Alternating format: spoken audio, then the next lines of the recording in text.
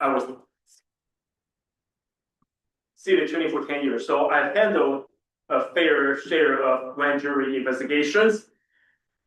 Not necessarily a good thing, but we handle them as they come in, but we respond. So I will be able to tell you, however you work your responses, I will be able to tell you whether your proposed response is going to be able to pass grand jury muster, grand jury scrutiny, or not. That's my role. It's your response. I'll be able to, I'll be pleased to help you facilitate the conversation, and then you reach a consensus as to the tone or the substance and how you want to explain to the grand jury in terms of the findings and also recommendations. A little bit more about me, speaking of grand jury. Before I moved back to California, I was talking with Hank about where we grew up and all that. I was in Nevada. So before I came back to California, I was a judge in Elko County, Nevada, for Judicial District Court. So I'm a little bit familiar with stuff. Just bear with me. Sometimes when I speak a little bit of too direct, it's because I know whether something will or will not pass the judicial review. All coming from the best intention to help you succeed. So appreciate your patience with me ahead of time. And sometimes I speak in a very firm fashion because as Ronald shared with me, I'm also in military service, 22 years, colonel in the Army. So I speak a little differently. Depending on the audience with you, I'm most grateful for your grace with me. And I would just be cautious as to how I phrase my responses to help you move those items forward. So the first item, as the full president indicated, is to fix last year's response. So we'll go through those recommendations one by one, because I need you to tell me whether you have consensus. At least 3 of you say yes before we can move forward. Okay. So the first one is recommendation number 1. Can I ask a question? Yeah, of course. Okay, what if the majority has a consensus and then I say, no, I don't agree with that? Can that be also put in there? There was a dissenting comment? Not in discussion. That's not allowed? Not in discussion, not in the response. The response only puts forward what the board decides. And it takes 3, right? It takes 3 to make a board decision, right? That's the consensus I'm talking about. You may have, any of you can have a dissenting opinion, just like judge, court decisions, right?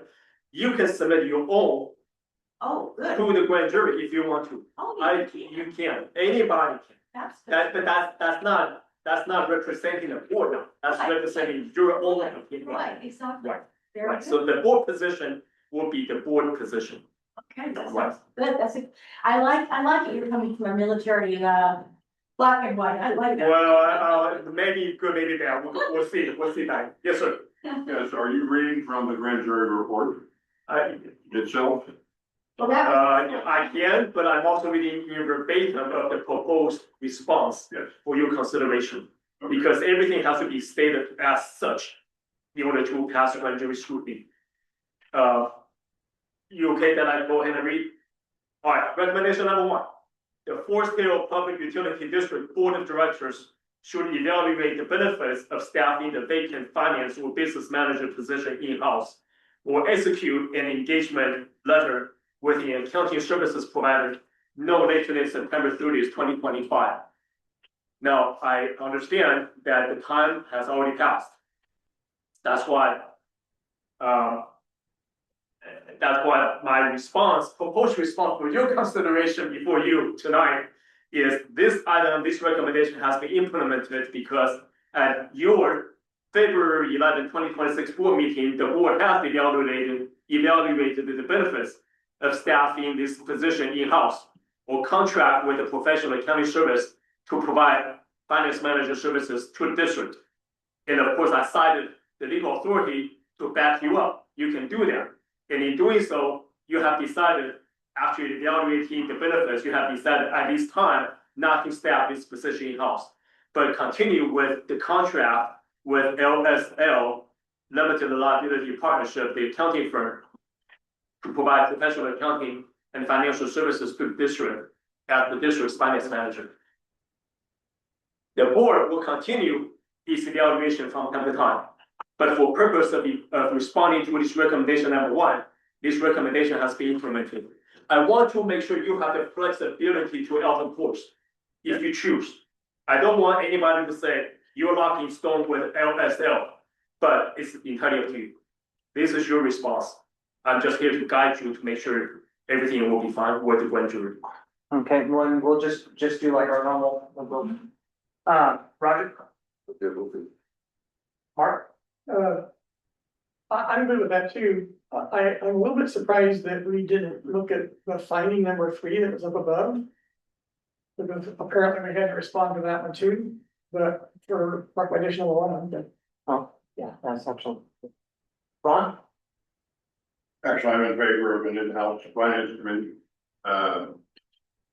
because LSL came to us on a podium and gave a presentation stating that they did not have, they cannot be responsible for the accuracy of their reports because they don't have access to PUD's office financials.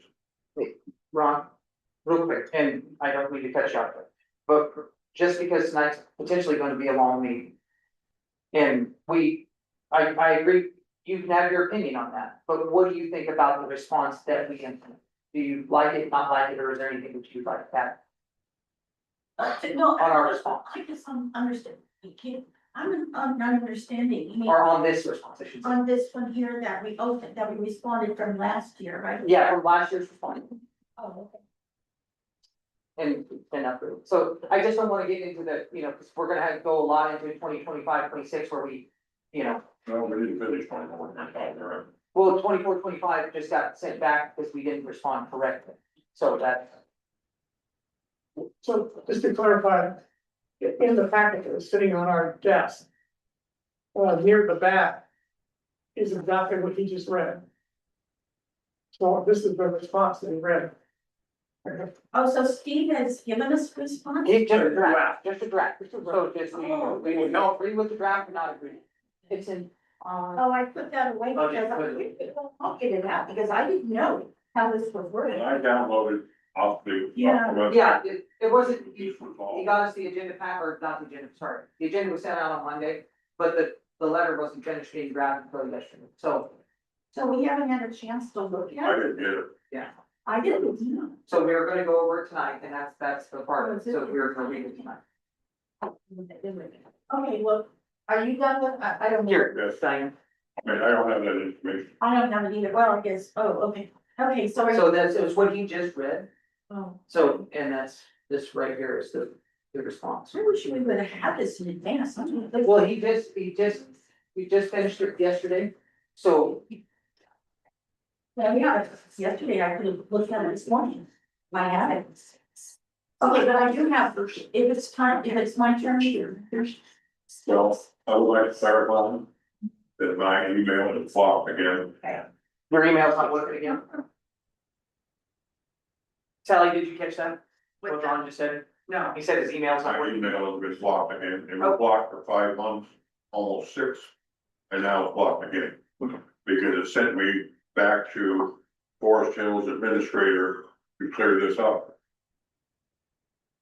Same thing as last time, but it never happened for 5. So I don't have access to what you're talking Thank Okay, so Steve is saying, see, this is. Steve is saying that it has been implemented. Yes, ma'am. Okay. Now, this is a draft for your, Yeah. discussion. Okay, so what I want to tell you is, it hasn't been implemented. And the board, this is the board's gonna hear this, because here's why. Is that we had 2 choices. The choice was hire a finance manager, which we didn't, of course, we know that. And the second choice was, let me see here, it says, to read it, it says, let's see. Or execute an engagement letter with an accounting service provided no later than September 30th, 2025. Okay, now I emailed Hank a week ago, 2 weeks ago, and I said, can you please send me the latest engagement letter? And he did. There isn't a latest engagement letter. The only thing he sent me was something that was done by Hank, without board approval, by the way, after the finance manager. Okay, and, this is it. And it's dated May 31st, 2023. So the grand jury is saying, okay, you need to do an engagement letter by 2025. We didn't do it. We didn't do anything. And then I want to bring up, oh, thank you. I also want to bring up the fact of what's in this engagement letter. It's a scope and schedule of services, and it really doesn't specify what they do for us. So this is really a very, kind of an invalid type of a document. And it isn't enough upgraded one either. It reads as needed, they'll do this, and then it also says that finalizing your yearly close for fiscal year 22-23. Well, that was a couple years ago. So my point here is, this was never implemented at all. We didn't get the engagement letter, we didn't get a finance manager in-house. I hear you, and you're not off. What I wanted to interject is that the grand jury is asking the board to evaluate the benefit of having this position in-house. Yeah. Or higher up, evaluate. Has the board evaluated the benefits? And the answer is, the board evaluated the benefits, or the board did not, has not evaluated the benefits. I don't read it that way at all. I read it that it said it should evaluate the benefits of staffing it in-house or execute an engagement letter with accounting services. Right. See, I read it that, we can talk about it in-house, which we have, extensively, Okay. or we get another engagement letter and we didn't get it. So we haven't, I can't agree with the fact that. Well, we did, Done it. and so, and I see where you're going with that, Diane, because we did approve, staying with LSL in February, We right? did, but where's the? But where's our engagement letter, Right, right? I know where you're coming. I have an answer for you. Okay, thank you, Mark. And that's because the motion that was made at that time was to confirm the existing engagement letter. Well, if we go back and look at it, that's what it says, and that's what we voted on, and so that's why there's no new engagement letter, because it was confirming the prior. But either way, I can see what Stephen's talking about, because it really does say, should evaluate the benefits. Or you can execute an engagement letter, you can do either one. So we certainly evaluated the benefits because we took action, whether we have an engagement letter or not. Yes, sir. Yes, I would like to have an in-house finance manager. Well, because LSL is right about 192,000, we can save on that. We'll get to that, Ron. We just want to get this response. Well, I know what you're saying. That is my fault. We want to get the responses from the board. So, So I think we've talked enough. I have a motion that we approve this portion of the draft for recommendation of one as is. okay, public comment? No, anything on the owl? Let me check. Do you still have Brittany checking on that, the connectivity too as well? Yes, we have connected Brittany and Sue. There are no hands raised. All right, perfect. Would you repeat that, please? My motion, Yes, I made a motion to accept the recommendation of the line material as written in this. we're not accepting either one. We just go. We're accepting what's in this. The response to recommendation number one is on that. You're saying it's been implemented. I agree with that, because that's what you're saying, that's what was implemented. Roll call vote. I didn't catch who's second. Did anybody second? Roger second. Okay, thank you. Did you catch the motion? I did catch the motion, that Mark wants the motion to accept the response to the recommendation one. Yes, Sorry, yeah. Can I make another comment before we vote?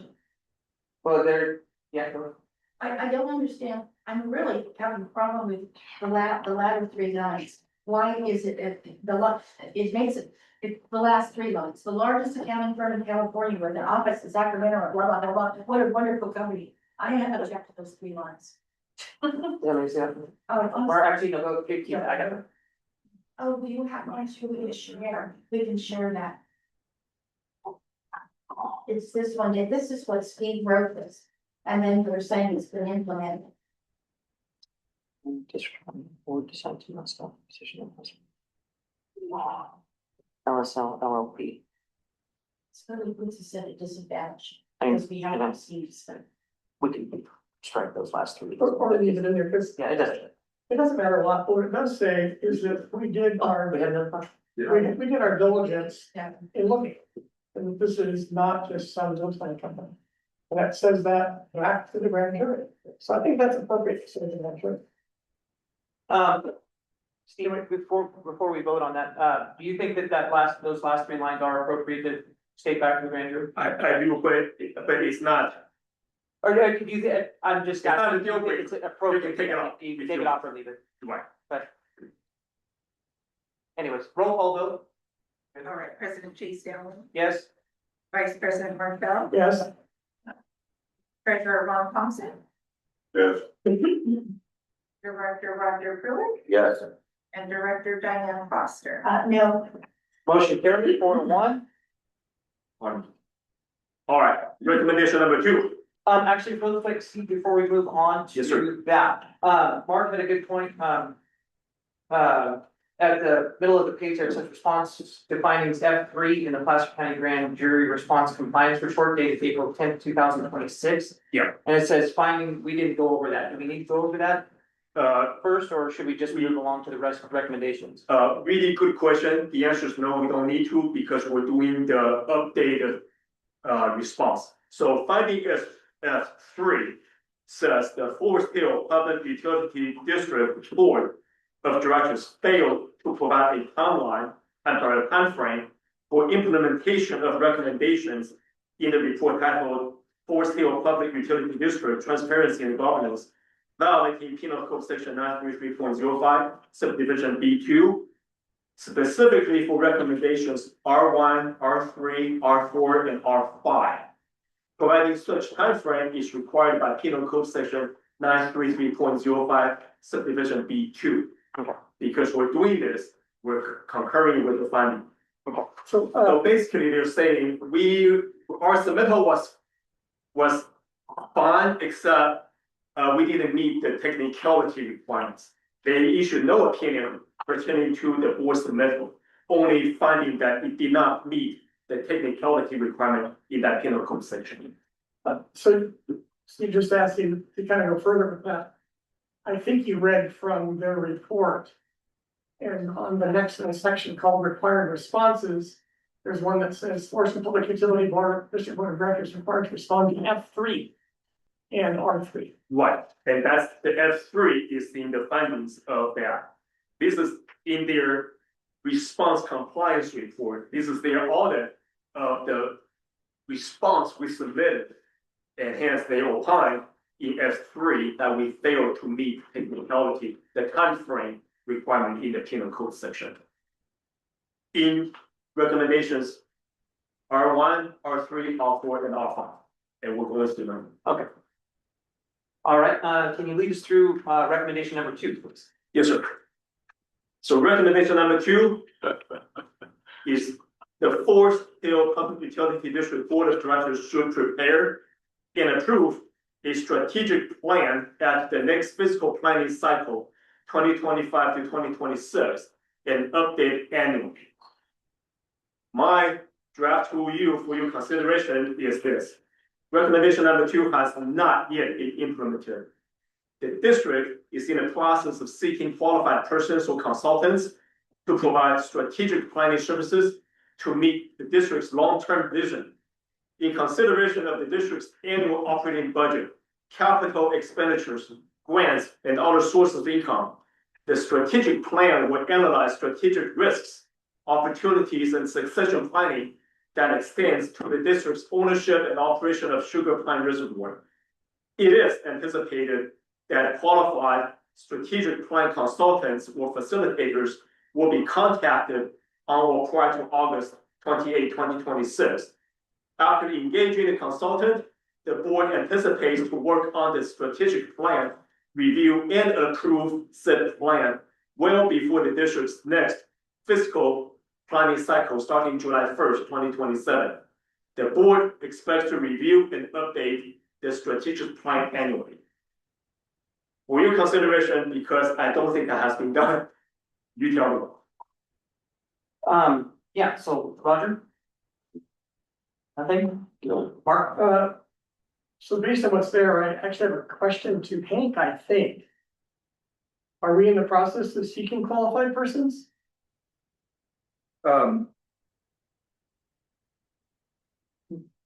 We are not. I've gathered some names. The board in this process should decide who is gonna seek them out. That can be the board or that can be staff. We need that direction. This response doesn't say whose job it is, and I'm leaving it up to you to decide who is going to do that.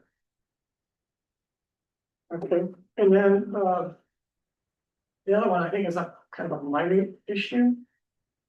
And it's the next to the last line of the second paragraph. It says, after engaging a consultant, we anticipate to get reviewed, blah, blah, blah, well before the district's next fiscal planning cycle.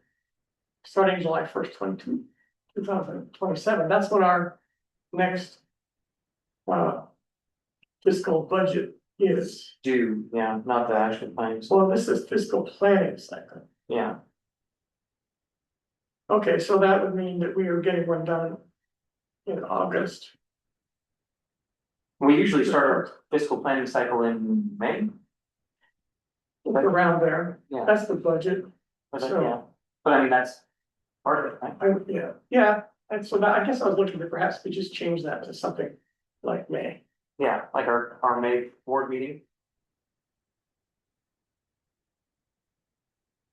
Well, after we need, but because Yeah. we're just gonna talk about that. Yeah, When you starting in May of 2027. started May 2027. Okay, I'll back up.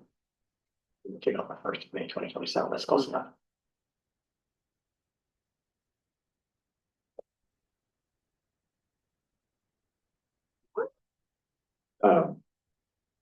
I guess I wasn't done since I heard some comments from Hank. I would suggest, and we'll have to talk about it, that we change the first line to say, the Forest Public Utility District staff will seek qualified persons or consultants, go with the rest of it. So I'm taking out in the process and putting staff and process out and putting in will seek. That's my proposal. Ron? So go on.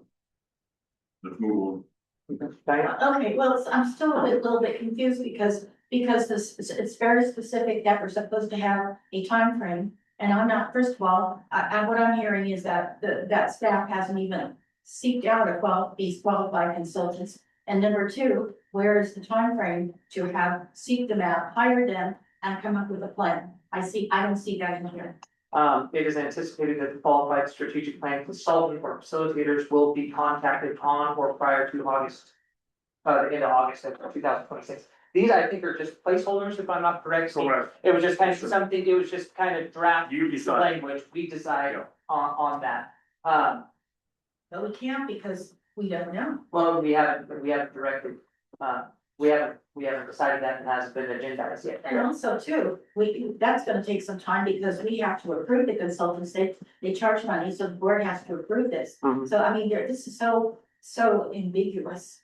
But anyway, going on to what I did some research, because this one confused me, definitely confused me, I didn't understand it. So I reached out to LAFCO.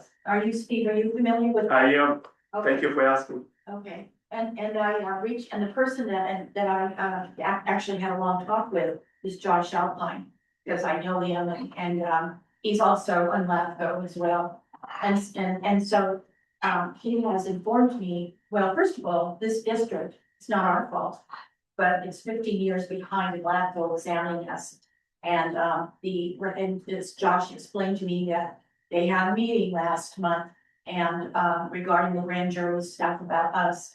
And so they have put it in their budget, that, in the June budget, that they have the money to, put us up for, an examination thing. It's a typical thing that they do, that's what they do. And, so there's all the strategic planning and stuff, it seems to me goes together with the LAFCO reports that haven't come yet. My understanding is it's a report that it can go anywhere from 9 months to 2 years, depending on what they find.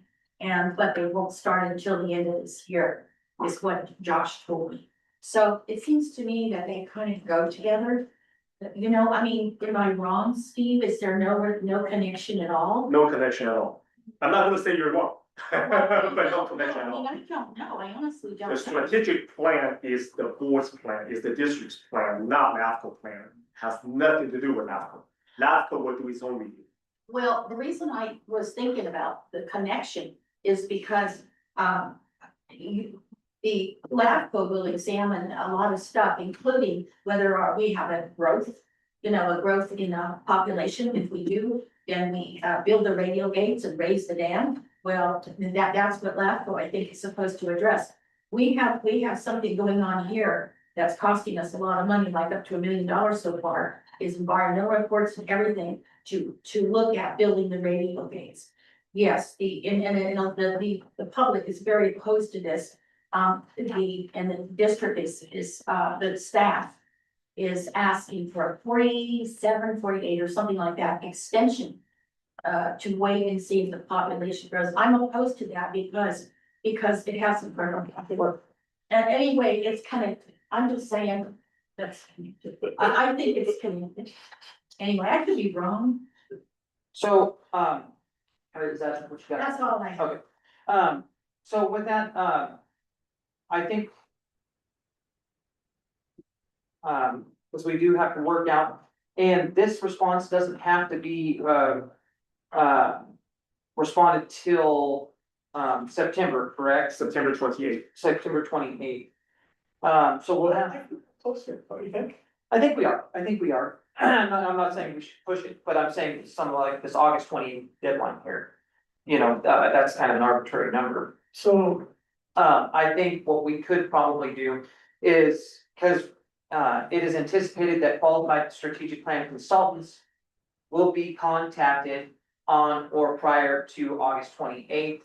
I think we could change that number to September, September, what the due date's the 28th, so we'll just change 28th. that to September. And then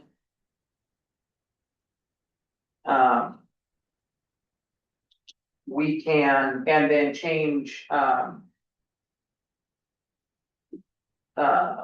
next fiscal planning cycle starting in May. I guess it would have to be a complete date, not just May, that's probably too, it'd have to be like May Better have a 1st. date. So we just go May 1st, May 1st of 2027. Cycle starting May 1st, 2027. And that way, if we change that to September 28th, we can agendize, the consultants, who will be taking care of hiring consultants going forward, so we can actually, direct staff to do it, or, That's right. so, And just so you know, life happens. Yeah. Sometimes things do get missed, and that's okay. For grand jury purposes, you have to let them know what you anticipate yes. needs to be done. Right. So with that said, I would like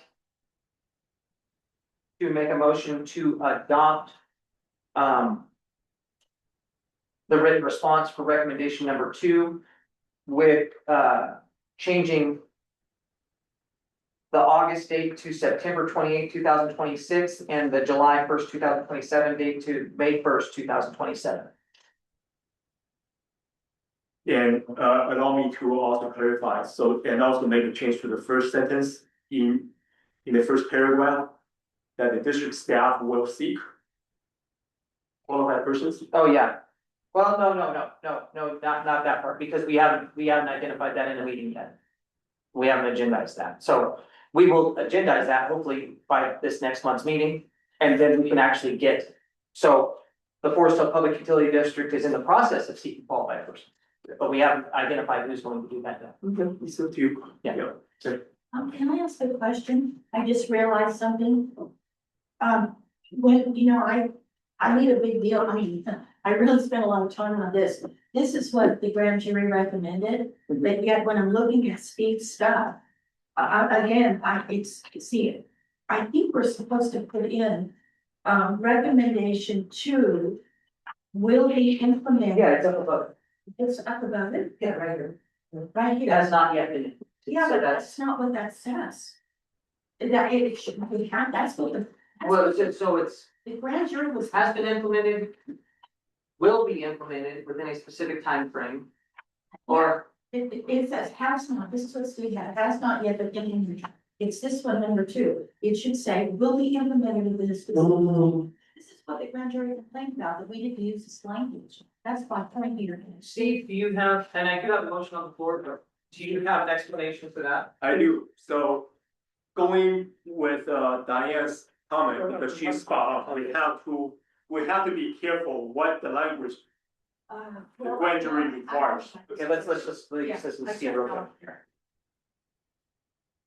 We have to be mindful of the exact language the Yeah. grand jury requires, so the grand jury requires in our responses to the recommendation, whether the recommendation has been implemented with a summary regarding implementation actions, or the recommendation has not yet been implemented, but will be implemented in the future with a time frame for implementation. Yeah. And then the other two are irrelevant for our purposes. That has, this here has to be here, is what I'm saying. Well, so what he's saying is, so what in the grand jury report.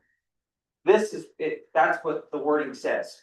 So that it says has not yet been implemented. Now, in the which one grand are jury you using? report. Because I took the one from last year. That's this, the one that they just handed. Oh, one the that they- April 6th one? Yeah, And it's different than the one that they had last year? that's what it shows. Is the grand jury's, You can have one, I have extras. is the grand jury's audit to our response? And I'm reading from the penal code. Penal code section 933.05. Okay. Yeah. So, yeah, well, now it's getting really confusing because I took the original. And I don't know where that came from. And she said it came from last year's. you can have that. That's silly. So anyways, Sally, can you read me back my motion, please? So Chase made a motion to adopt the written response for recommendation number 2. With changing the dates from August 28th to September 28. 28th. Okay. Mhm. And then 2026. and then changing July 1st to May 1st. Mhm. Is there a second? I'll second. Public comment? Anything on the owl?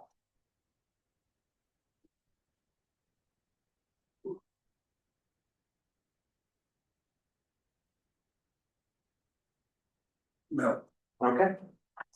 All right. Roll call, please, Sally. Kate Stone, Yes? Mark Bell, Yes. Ron Thompson, Yes. Roger Crew, Yes. Diane Foster. No, Motion carries 4-1. you know, I'm looking at this again, and this is this year's. I got this off of the one April 10th. I'm looking at what it says right here, background, and it says, yeah, the recommendation has been implemented, signed. That's what I typed here. Yeah. That's all, this one. So That's this year. You have this year, and then March says it, and Steve says it. Well, then I don't know, yeah, you can look at it. See, that's this year's. I don't have all of it because I didn't read it. Oh. but but I took it from the, Oh, you took it from that portion. I think there's a, I think you're missing a page. Cause, but that's what it's, I took it directly from that. So. Can we give you your I back? gotcha. I mean, because they made a big point about it, it's very good. Well, and I appreciate your really wanting. This is the same. Yeah, yes, I just only took a portion of it. Yeah, so here's that. What? Mhm. Here's this part. That's the Wait, way. wait. Here's the next page. Mhm. And the next page. Mhm. Here's what our response was. Mhm.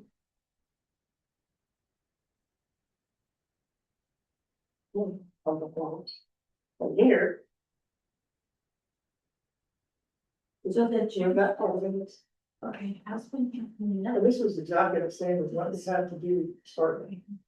husband, completed, okay, has not yet, recommendation is not in.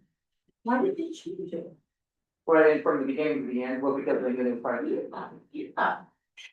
And here I would made a big deal about making sure I understood it. Well, thank you for doing that. No. All right. Moving on to recommendation number 3. Recommendation number 3. Forest Hill Public Utility District job descriptions should be updated and approved by the Board of Directors no later than September 30th, 2025.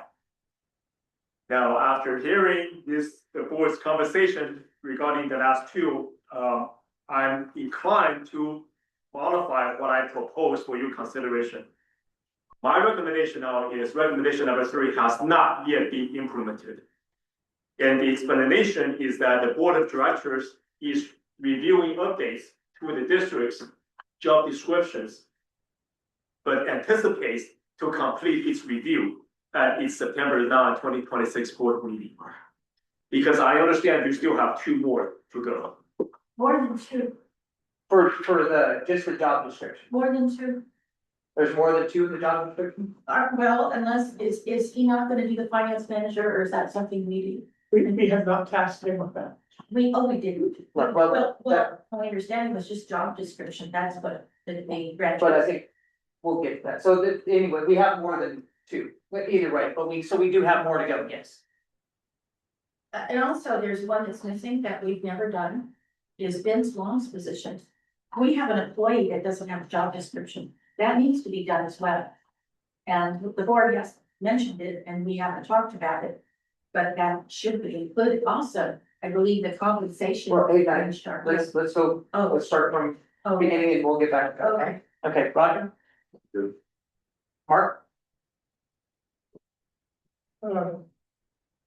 I'm fine, I think I captured kind of what he says, but we might use those words again. Yeah, I agree with that. Ron? No. Diane? Yeah, so, okay, so Steve agrees that it's not been implemented, which is true. What, let me see, this has really put me, I have to tell you, at a big disadvantage. That I have, this is the first time I've seen. this. Well, we're all going over it together, so Yeah, but it's, it still takes some time to absorb. Let's see, it proves this description. I want to know when the time element is that he has. But he's gonna change it to have, that has not been. yeah, has not yet been in. Okay, first, so, what has reviewed and approved updates to the job descriptions as, oh, okay, but he doesn't have oh, okay, so what's the time frame? September 9th. So allow me to reread my new suggestion for your consideration. Oh, so, okay, The Forest Hill Public Utility Board, District Board of Directors is reviewing updates to the district's job descriptions and anticipates to complete its review and approve updates to the district job descriptions at its September 9, 2026 board meeting. okay, what about, well, because you're an attorney and all, wouldn't the finance manager and the general manager? Oh, there's the operations supervisor that hasn't been done, but would Hank be doing the general manager's policy and also the finance manager? This is only about the job descriptions, so you can review anything. So what he's saying is, it hasn't been implemented, we haven't, Hank's not going over that, any of that stuff yet. We're just our response back to the manager. So we're saying it has not yet been implemented. And we're hoping, or we are going to have all the job descriptions with what's left updated by our September 9th board meeting. Okay, are we going to just ignore the part about the invisible employee we have that doesn't have a job description, or we'll handle that some other time? We can agendize that on one of our agendas. So this is going to be, Okay. Okay, we'll get that. we'll do that in the future, okay. So, Steve, I like your suggestion. Mark, do you have any further comment? I know your job's for some time. Well, I would do my best to try and track those changes, and I'm happy to make the motion to, Let's see, Sally, did you catch what Steve said? I got most of it. Okay, The Forest Hill Public Utility the Forest Hill Public Utility District Board of Directors is reviewing updates to the district's job description and anticipates to complete its review and approve updates to the district's job description at its September 9th, 2026. okay, that, in that case, I'd like to propose a revision to the revision. Because I think we can say is reviewing, that we have them. And we took out and approved, but I think we can say and approving updates, because we are doing that. But there's a job description, leave the rest of, as you said. so then the new one would be the Forest Hill Public Utility District Board of Directors is reviewing and approving updates to the district's job descriptions. And anticipates, And I think she had, and will complete its review by September 9th. and complete its review by September. Don't you have? Yes, it was, so it's the Forest Hill Public Utility Board of Directors is reviewing and approving updates to the district's job description and anticipates to complete its review and approval by September 9th, 2026. Okay. So. You make a motion now? Yes, I will make a motion to approve recommendation number 3 as revised. I'll second. Public comment. Nothing? Not a word, okay. Al? No hands raised. Roll call vote, please. Chase Down, Yes? Mark Bell, Yes, Ron Thompson, Yes. Roger Brewer, Yes. Diane Foster. Yes, Motion carries 5-0. Look at that. Making good progress. All of you. Progress. The recommendation number 4.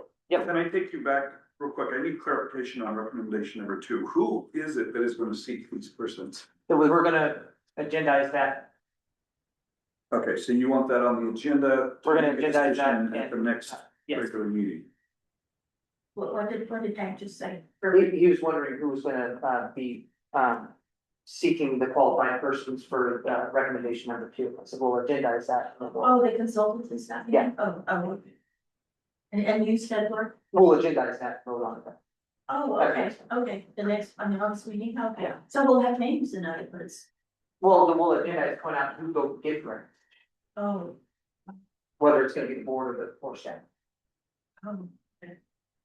All right, number 4. Number 4, the Forest Hill Public Utility District Board of Directors should develop a plan, parentheses, timeline and milestones, to update its policy handbook no later than September 30th, 2025. Proposed response for your consideration is this. Recommendation number 4 has not yet been implemented.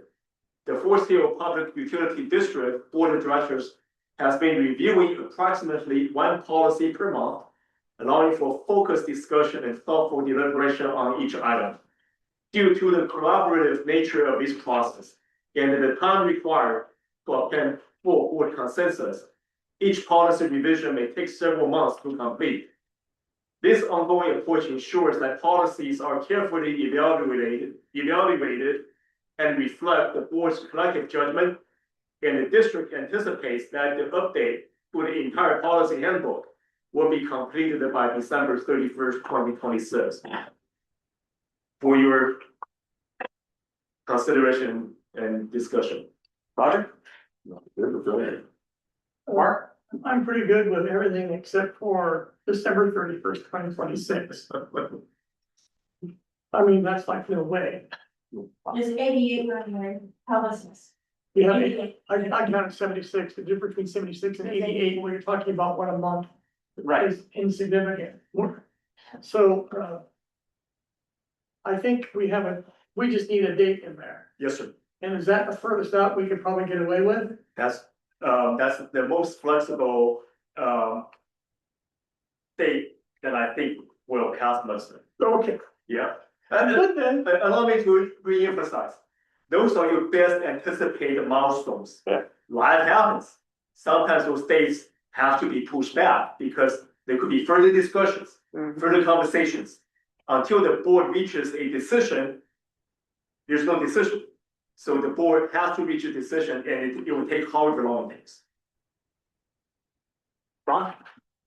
So I have, one of the reasons that a lot of these policies didn't get changed is we just quit doing them.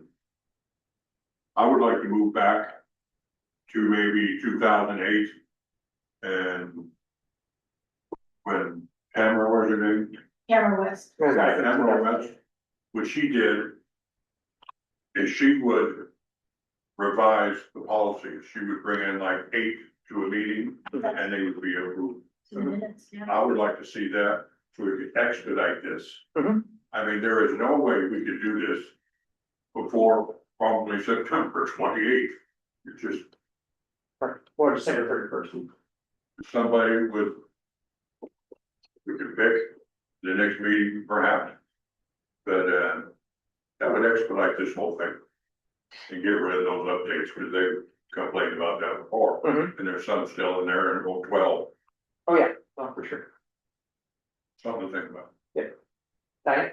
Okay, so my recommendation is it will not be implemented because it's an impossible task, and here's why. I happen to agree with the consensus that there's, let's see, let me read. The board's comment was they are currently reviewing that one policy per month due to the time required to obtain consensus, each revision taking up to a month. And anyway, the problem is that we can't agree, this board can't agree. And I've given up trying to do the policies because I feel that not until we get a new board, a change in board, November, we'll have three openings. And I think when we get a new board, makeup of a new board that can get along, because we don't get along here, we're polarized. I try to introduce something and it's like a fight. I just give up. And so I say that this is an impossible task until we have after the election in November. And there are people that are gonna be running that I'm aware of. And there's 3 openings, and I think that could make this happen. Maybe not by December though, because they don't come on until December. I'm thinking, and he's right, Tamara used to do like about 8 to 10 a month, and it was no problem, there were no arguments, it was done. And but we have 88 policies, we can't do it, not until we have a chamber, it's gonna be fighting all the time. That's what we've been doing for a year and a half, right, Well, it's close to 200 policies. No, 80. It's only 80, or 76 to 80. Full. Yeah. So I say that it will not be implemented, that's my recommendation. Has not yet been implemented, I believe. By December 31, 2026. I agree with what everything's been said by everybody, really, actually. And I know I'm always in the middle of the road, it seems like I'm milquetoast maybe, but I'm not at all, I find what everybody else is saying, and I see that everybody's got an opinion on it. And I do believe that the process that we've been doing so far has not worked. But I don't think that there's not a process that we can continue with that might change something up and we can get some stuff done, so. I agree with it as it's been written, One more comment is that the year 50-25 does restrict our. or we're gonna adjust that. So, I'll make a motion to, continue with, the recommendation as suggested in recommendation number 4. Or, are we on 4? Yeah, 4. I'll send it up. Public comment? Al, No hands raised? roll call though. Chase Down, Yes. Mark Bell, Yes, Ron Thompson, Yes, Roger Pruitt, Yes, and Diane Foster. What is the recommendation again, though? I'm unclear. It has not yet been, Oh, so so when you say it has not been implemented, but not yet. there's a time frame, Yeah, the time frame is And we're December supposed to 31st, December? 2026. and we just, well, I vote no, it's impossible. Motion carries 4-1. All right, Recommendation number 5. The Forest Hill Public Utility District General Manager responsibilities should be decoupled from minute taking no later than September 30th, 2025. Proposed response is recommendation number 5 has been implemented. The district hired a board secretary in March 2026. Among other duties, the board secretary is tasked with the responsibility of taking minutes of board meetings. The board secretary has been taking board meeting minutes since the April 8, 2026 board meeting.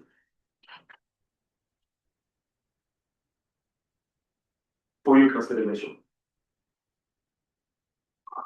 May I make I didn't start until April. isn't that what it was?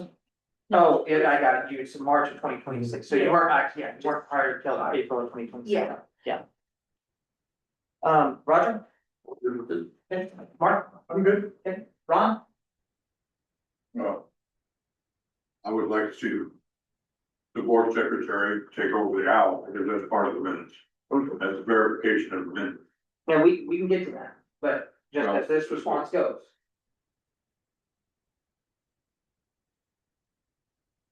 Yes, I know what you're saying, but this is part of the minutes, Well, and you need to come off the minutes. I understand what you're Because saying, we've had 2 but minutes let's, to take. let's stick with this one for, Well, let's this just stick is to part of part the of it. minutes, that's why. My view is. Okay? I don't understand why we have to put in that, a middle paragraph. I don't understand that. You're talking about the one that starts the Forest Hill Public Utility District appreciates. No. Yeah, that's not part of that response. That's just the ending of the letter. I'm lost in it, I guess. Isn't this the one?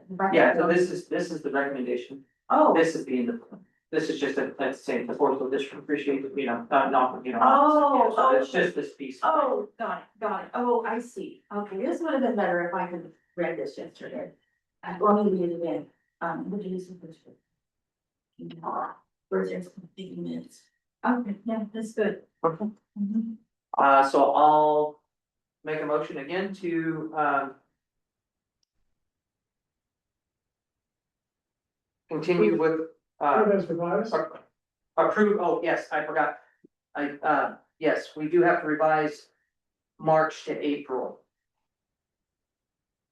Yes, so that's, yeah, so it should read, the district hired a board secretary in April 2026. In that first sentence, so I'll make a motion to approve as revised in recommendation number 5. I second. Public comment? Anything on the owl?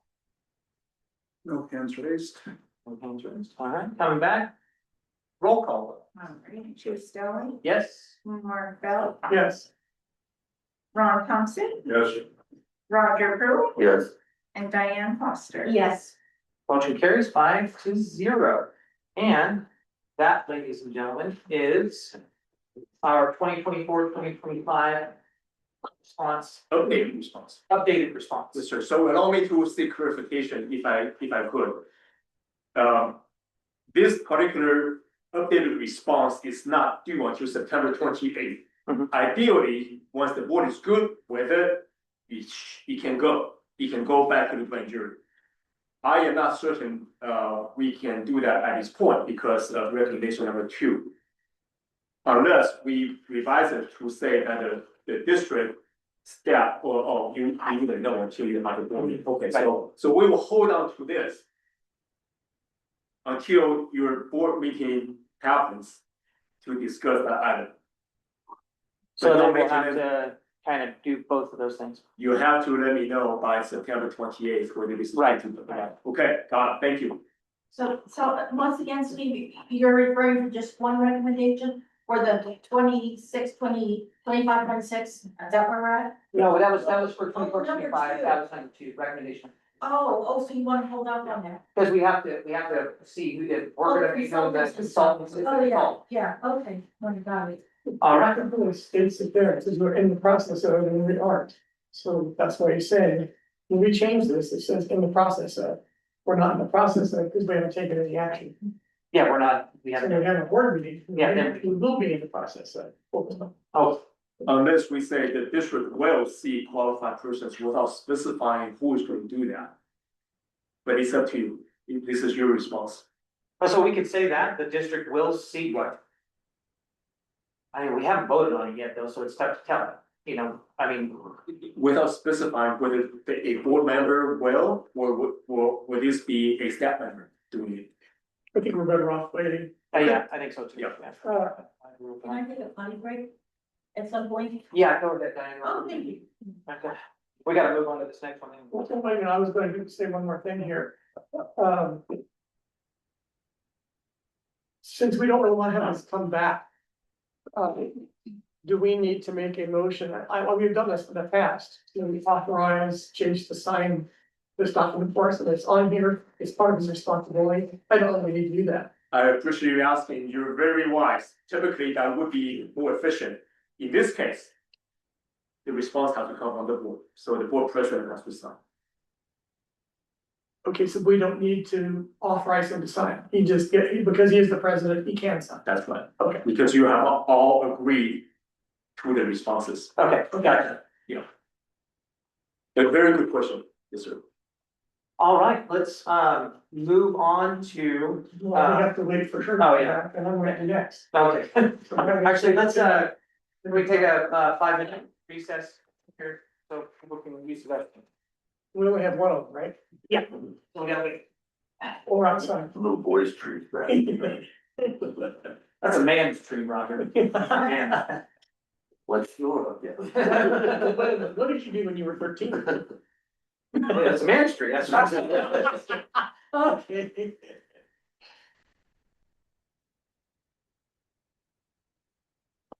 Felt like that actually went a lot better than I anticipated. On that one today. Of course, I had low expectations. Okay. Accurate. The wire. More of your. And you know what? Okay. We have differences of opinion, we're all very blessed. Okay, thank you. All right, Him too, Oh, yeah. yeah. We're gonna re-adjourn our meeting at, Reconvene. recommence our meeting at 7:22. Yeah. Restart. And we're gonna move right on to, our 25, 26. And we have, the findings and recommendations, from the grand jury report. And I think, has everybody on the board gotten a chance to read through the grand jury report? Oh, yeah, many times. So what I was going to suggest, or what I'm suggesting that we possibly just move along to our response rather than read through the findings necessarily. We have to go back to the findings anyway, because we have to reply to them. Yeah, I guess, and so But we can go from one to the next. may I ask Steve a question? This grand jury report is okay for the public, right? Yes, sir, it's a public document. Yes. So why wasn't this with the agenda for today? It's, And could we get this printed? you can print it right off the grand jury, website. It's on our, agenda packet, it's in there, in the agenda packet, The last meeting. yeah, From the last one. yeah, all of it, what's missing is Steve's stuff, that's. Just the response, just the response. Yeah, because that really hinders my ability to think. And people like, I'm sure I'll get jokes about that. Steve, which way do you think would be best to approach this? For the board's benefit, maybe one at a time, Okay. but you can certainly tell me, Steve, speed things up. I'll follow your lead.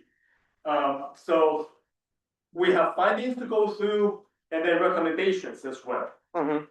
To be, to constitute a complete response to the 2025-26 grand jury report. So finding number one, the Forestdale Public Utility District failed to properly follow statutory requirements in its response to the 2024-2025 Placer County grand jury report and recommendations, demonstrating a pattern of inconsistent adherence to established policies, rules, and regulations.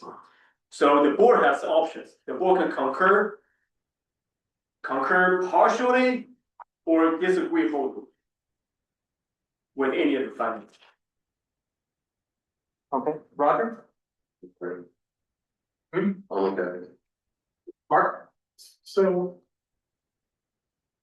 We read finding number one, that says in here, up at the top, that we're agreeing with finding number one. And I'm not quite sure, well, certainly we failed to properly follow the statutory requirements, that's a given to me. We certainly didn't do that.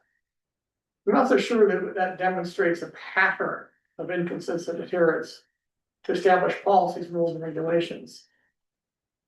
What pattern? Did they have a pattern in the document that says, here are the things we haven't done? Can I respond to it? Well, just, I asked the question, is there a pattern in here?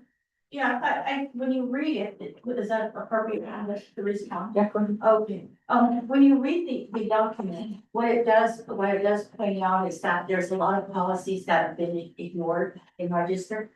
And I believe that's what they're referencing, that this is a pattern, because it's true. I can name 8, 9, 10, board policies that we have violated. So I think that's a pattern. Okay, it's kind of like what you're saying along, but I probably would have just said demonstrating inconsistent adherence, not a pattern. A pattern to me means that you have to have something that's showing, 2, then 1, 1, then 3, that's a pattern. Or every time it comes up, we put it off for 2 months. So it's a very minor point, I don't think it's worth arguing anymore, so let's continue on with, agree. Okay. Ron? No, I'm good, go ahead. Diane? Yeah, I'm fine. Okay. Yeah. So, I'll make a motion that we approve finding number 1 as agreeing.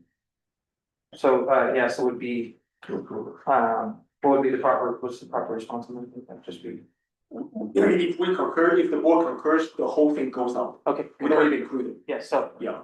you'll make a motion to concur then, Mark, right? Is that- Yes. Okay. I'll second that. Public comment? No, anything on the owl? No hands raised. Okay, coming back, huh? Did you say? I did, okay.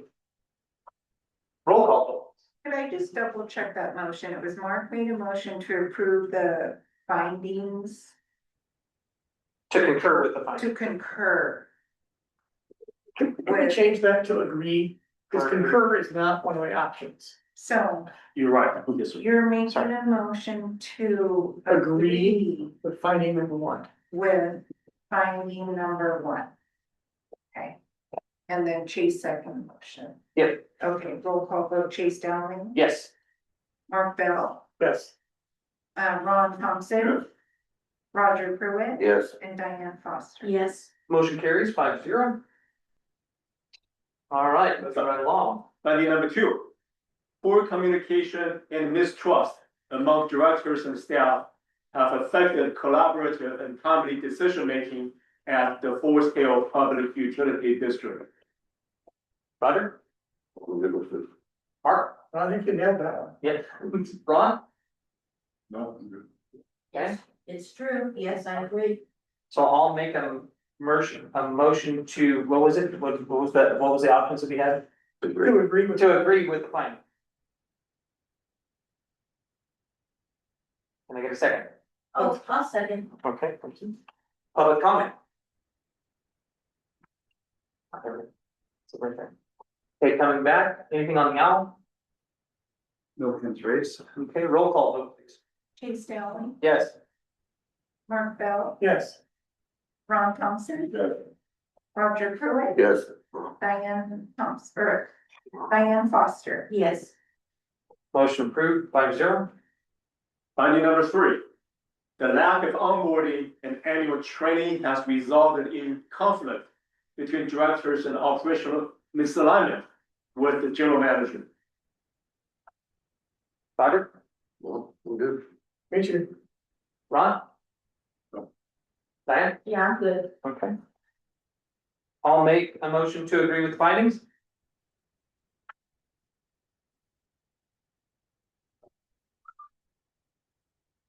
Oh, Second, I second it. got you. Mark got there first. Okay, public comment. Mark, nope, coming back to the owl. No hands raised. Okay. Roll call vote, please. Chase Dowling, Yes. Mark Bell, Yes, Ron Thompson, Yes. Roger Pruitt, Yes. Diane Foster. Yes, Motion carries 5-0. Finding number 4, the Forest Hill Public Utility District does not follow generally accepted accounting principles in all aspects of financial operations. The proposed response is, the district has always followed and operated under the generally accepted accounting principles in all aspects of its financial operations. The district's finances and financial activities have always received the highest level of scrutiny from independent auditors. The district has always passed independent financial audits every year and year after year. The district maintains copies of its annual independent audit reports going back to 2006. And the last independent auditor's report dated June 30th, 2025, in parentheses, the district's fiscal year ends on June 30th, in parentheses, contains the same unmodified opinions as in all previous reports, i.e., that the district's financial activities were, in quotation mark, in accordance with accounting principles generally accepted in the United States of America and the state controller's minimum audit requirements for California special districts. Note, the term accounting principles generally accepted in the United States of America is the formal official phrase for generally accepted accounting principles used in legal and auditing documents. For your consideration. Roger, I'm good with that. I agree with this. Ron, Good. Diane? absolutely not. We have violated GAAP. We did. We have, and it's been proven. The grand jury is right on, and that's why they want an independent finance manager in-house. This information is not accurate. I'm sorry, Steve, but it's not. We are violating GAAP. So I can't accept this. I agree with the grand jury. Okay. I do, I am not a, public accountant, but as far as I know, we have followed GAAP, just like what it's stated here, so, if there was evidence to the contrary, that'd be interesting to see, so, I'll make a motion to approve. I try. You're a lot better. I make a motion to disagree wholly with the finding of number 4.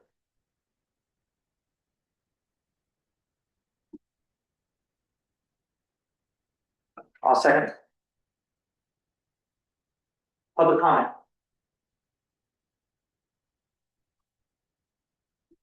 For public comment, anything on the owl? No, Did you repeat it? Mark, would you repeat it, please? Yeah, I just realized I need to make two, but we'll go on with this one. I made a motion to disagree wholly with the finding number 4.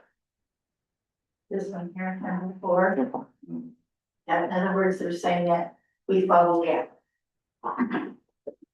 So, roll call vote. I just wanna just triple check this. Mark made a motion to disagree wholly with the findings number 4. Yes, Okay, and Chase seconded that Yes. motion. All right, Chase Dowling, Yes. Mark Bell, yes. Ron Thompson, Ron? No. Roger Pruitt, Yes. Diane Foster. No. Motion carries 3-2. And then there is a second part. So I was gonna do that too, if you're ready. Yeah. I make a motion that we accept the write-up as presented in this draft. As a response to finding number 4. Broken book. Yes, so. I'll second that. Public comment? Anything on the owl? no hands raised. Okay, coming back for roll call vote. May I get your motion one more time, Mark? I was really hoping you got it. It was fast. I think it was something along the line, of making a motion to approve. The draft write-up for finding number 4.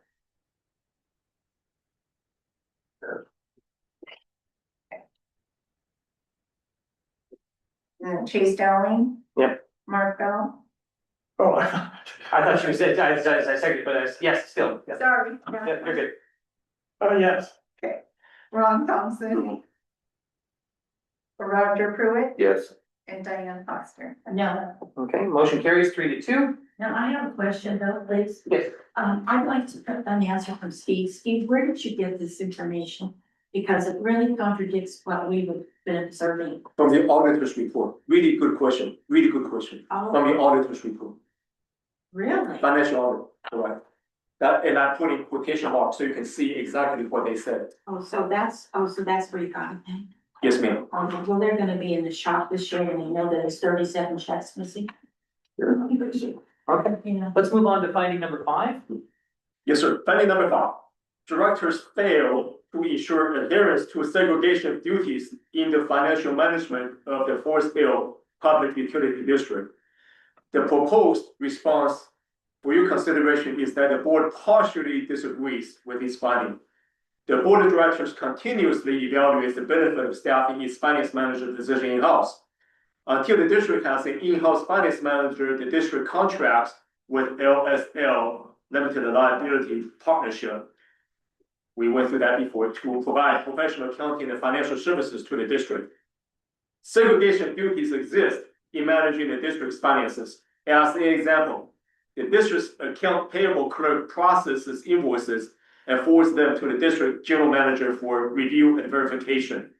Once verified for legitimacy and accuracy, the general manager forwards the invoices to LSL for final review and approval prior to payment. As another example, the district's board of directors sets and adopts the district's annual budget. The district general manager implements and manages the board approved budget with payment for district's expenses reviewed and approved by the district's accounting service provider, LSL, prior to issuing payment. This separation and segregation duties in the district's financial management has been in place and is annually reviewed and approved by the district's independent financial auditors for your consideration. Roger?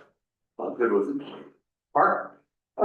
I'm good with it. It's interesting. I don't see where we say what we failed to do, but we certainly say that we partially disagree, and so this seems to support that very well. Well, the directors failed to. We can certainly change that to wholly disagree. It's up to the board.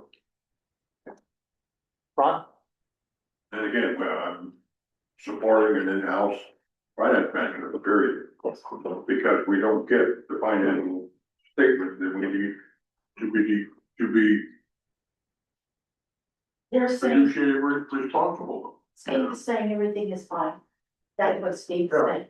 And you know, I wanna ask when you're done. No, are you done? Sure.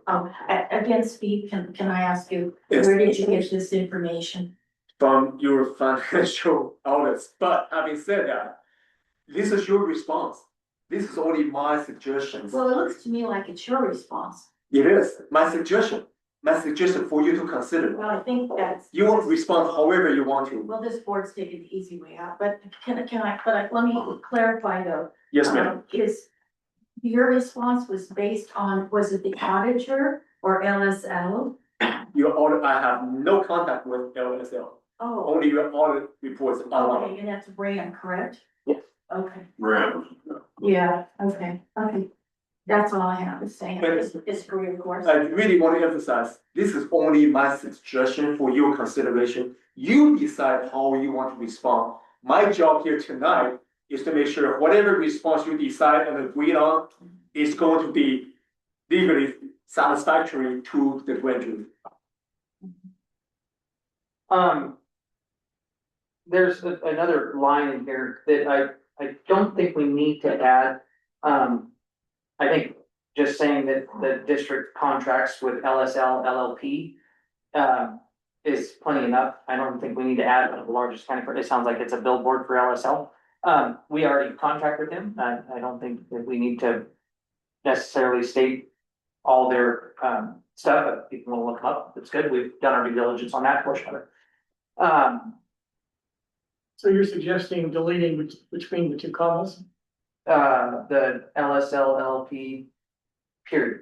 So the district contracts with LSL LLP And not include the to provide professional. and not to include one of the largest accounting firms in California. See what it, Of Sacramento, specializing in providing special accounting services to the government agencies to provide professional accounting and financial services to the district. I don't think any of that's needed.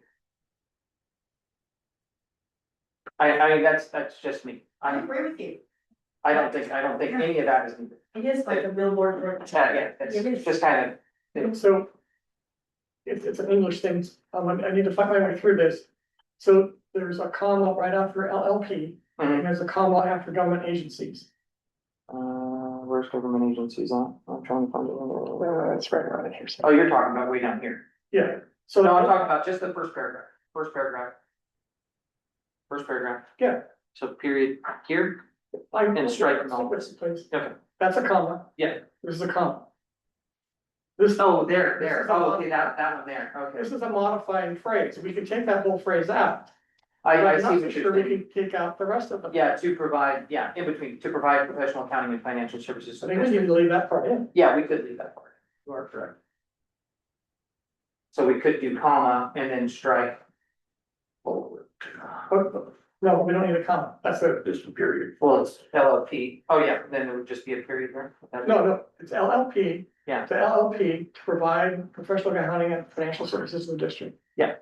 This is, yeah, so. we take Yeah, out- that- take out that, Okay, yes. and the words yes. in between. Yeah. Did you get that? Got that. Oh, okay. And then,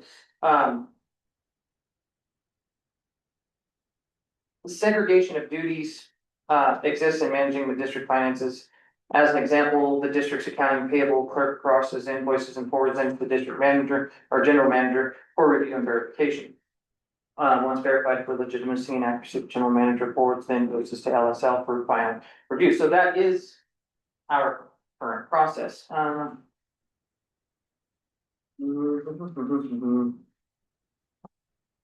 I ask Steve another question? Go ahead. Steve, who gave you the okay to write this stuff up for us? I actually contacted Steve. And you asked him to write? I said, can you give us a template? Oh, Just template? a template to go over this. So that was me. So this is, like he said, this is just a template. This is something, and so he said, we'll do our best. And that's actually, I asked Eric, I said, do you have, I contacted Eric after the last meeting. I said, can you help us with this next one? To go over this stuff. Well, I remember that part with Eric. Yeah, and they said yes, right, and so, and then Steve, stepped in for Eric. And I think Steve's actually been a really good fresh breath But breath of fresh air on this deal, so. You read this and it's obvious we did not write this. And I mean, yeah, you can back it and say, oh yeah, this is okay and we'll pass it, but it's obvious that we didn't do this. And Steve doesn't really know all the background of what we've been through here. So that's why he's helping us, and we don't have to, like he said, this was just giving us a template, kind of maybe even getting us close, it might not be close at all.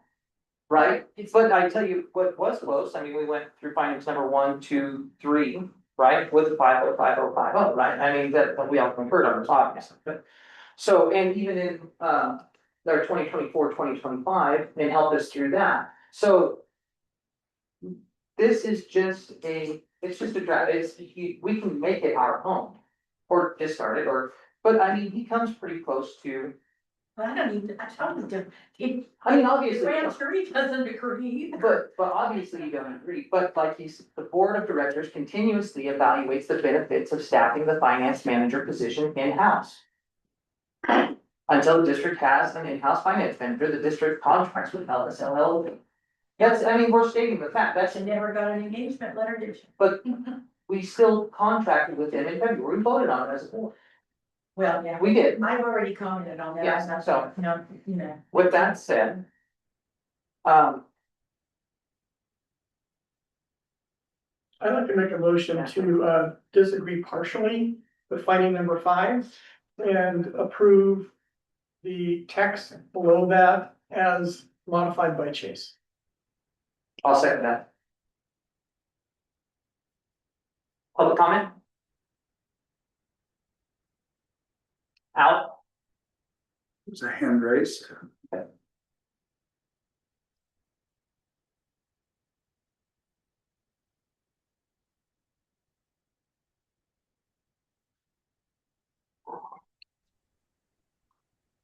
Are they there?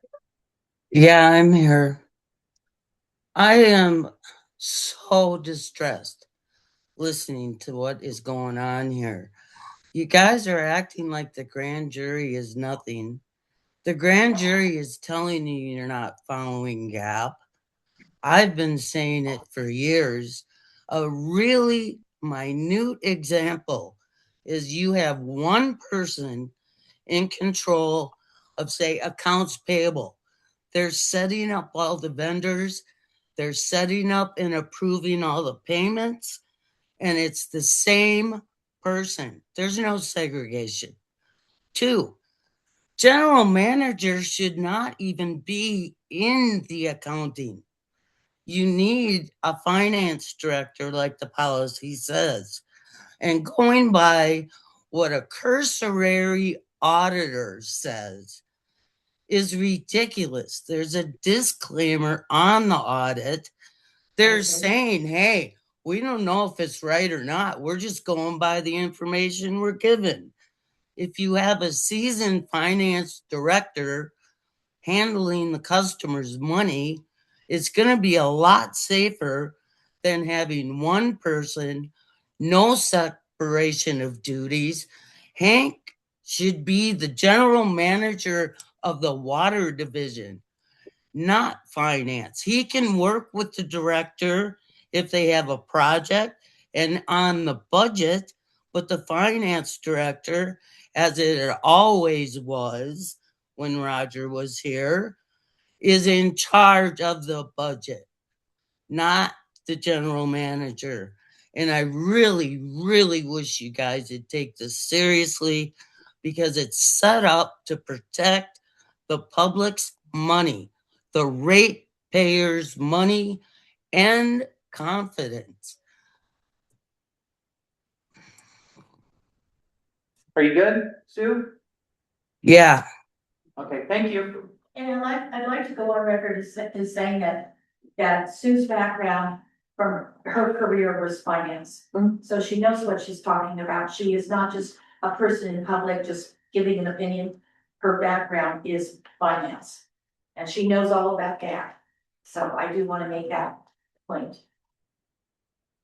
Can I get a roll call vote, please? Chase Down, Yes. Mark Bell, Yes. Ron Thompson, No, I will never agree. But we have an in-house finance director. Yes. Diane Foster. No, Motion carries 3-2. Second on that. That was me. Chase. All right, moving on to finding number 6. Finding number 6, the general manager effectively controls access to institutional bank records, transmittal of financial data to outside financial contractors, and preparation of an annual budget with minimal board analysis, modification, or independent review. The suggested response for your consideration is that the board partially disagrees with this finding. The board of directors continuously evaluates the benefits of staffing the finance director position in-house. Until the district has an in-house finance director, the district general manager provides bank records to LSL LLP to perform financial and accounting services to the district. With respect to the district's annual budget, the district general manager works with the finance committee appointed by the board to create a proposed annual budget. The board then reviews, analyzes, makes adjustments and modifications, and ultimately approves the annual budget. The annual budget is reviewed by the district's independent financial auditors as part of the annual financial audit for your consideration. Patrick? I'm good with that. Mark? 22. Ron? Well. We're looking at somebody that's away from the office. And remote. We need somebody to get out. I am totally for the recommendation of the grand jury to have an in-house finance manager that is separate and responds to the board.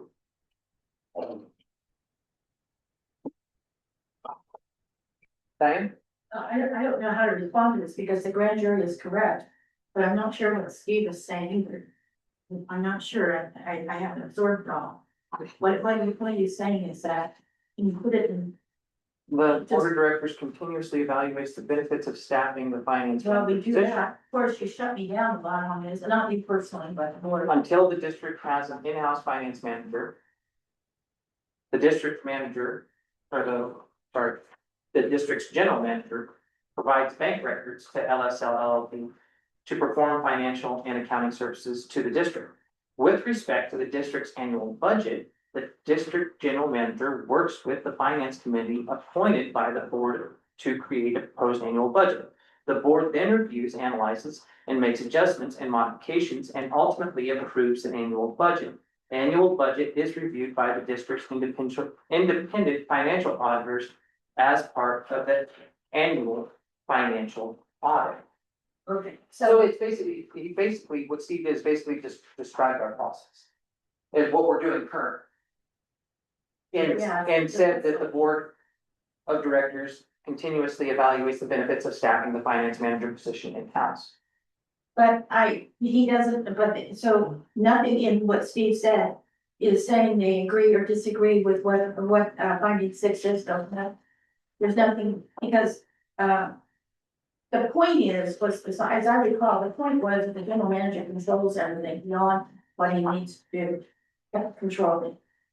And so I'm not sure what Steve is trying to, I'm not sure if the answer is he yes or no. It's on the front, yeah. It's partially disagreed, but Steve, can you explain? So the board has 3 choices in how you wish to respond to those findings. The board can say, we agree with the finding, or we partially disagree, disagree with the findings, or we wholly disagree with the findings. So those are the 3 choices in the penal code. So for this response, my suggestion for the board, for your consideration is that the board partially disagrees, but we explain why. And that's the process laid out the best as I understand how for example, the annual budget, how the annual budget is prepared. It's not solely controlled by the general manager, for example. He had no such power. He had to work with the budget, the finance committee appointed by the board. And then the product they put together is presented to the board to review, adjustment, modification, and final approval. You can do anything you want in your response. That's only a suggestion. But Steve, I'm here though, I guess where I'm confused is what you just told me isn't written here though, a part that we agree, disagree, or. It's on the front, yeah. No, it's not on here. Right, because it's in the front, yeah. Because it's just right here on that first page, Simon. Yes, ma'am. See, if I had had this in advance, it would have been, this is what's really confusing to me because I haven't had a chance to absorb it. You understand that? I do understand. I'm one of those people that, I mean, I go through things more than once. I do understand. Thank you. Yes, I do understand. Okay, all right, I passed it. Okay. All right, and, again, we just read it, I think it describes our process, and we only partially disagree, and actually, to be totally honest, we can almost, with that response, we can almost agree with their finding, I mean, that, with the response, you know, when, as you lay it out, so it's kind of right there on the cusp of what we want to do there. Well, instead of say disagree. Because I haven't had time to really analyze it. So, I have a comment. Yeah, The progression of things is when LSL gave their presentation, they said they could not guarantee the accuracy of their financial responsibility because it was given from the office to them and they moved it on. So when you have an insecurity here, they're not gonna claim it's accurate, and then when it goes to Rams for the audit, they also claim that this is not accurate. We need to get an in-house finance manager, period. That's the only way we're gonna guarantee accuracy. Ron, I know. I don't disagree with you. Which is, The response is what we're looking at tonight. Yeah. Because we don't want to get into that argument and that conversation because that'll drag out for a if long you time. hear it enough times, maybe. Right, yeah, it's a little messaging, I get it. Yes, exactly, exactly, isn't that? So, I'll make a motion, that the board partially disagrees with, findings number 6 and to adopt, the wording, presented to us from the draft. I'll second that. Roger, public comment. Al? No hands raised. Okay. All right, roll call. Chase Dowling, Yes? Mark Bell, Yes, Ron Thompson. no, Roger Pruitt, Yes, Diane Foster. No, Motion carries 3-2. Finding number 7. Although written policies and procedures governing the Forest Hill Public Utility District operations exist, some policies are followed inconsistently, conflict with state law, or are ignored. Suggestion for your consideration is that the board partially disagrees with this finding. The district has been diligent in updating its policies, some of which predate updates to the law. It strives to comply with all of its policies and procedures. To the extent some policies or procedures appear to not have been followed or were followed inconsistently, the district strives to do better. To the best of the board's knowledge, the district has always complied with all applicable state laws. Roger, yeah, I'm good. were you gonna say something, Steve? No. Mark? no, I think this, seems relevant. Ron? No. Steve, did you get this from the auditor as well? No, this is my proposed response for your consideration, not from the auditor, no. But how would you know? Because I can tell you that there's a lot of policies that are ignored. You're not wrong, I do not know, that's why this is for your consideration and discussion. But this is what you recommended. The district strives to do well, doesn't strive to do better. That's why there's, when the district has been diligent, they, not really, strive to comply with all policies and procedures. Okay, that part is wrong. So, Remember, it's not my recommendation, it's a suggestion for your consideration. The Yeah. ultimate, I know, but you put it in there like it must be true.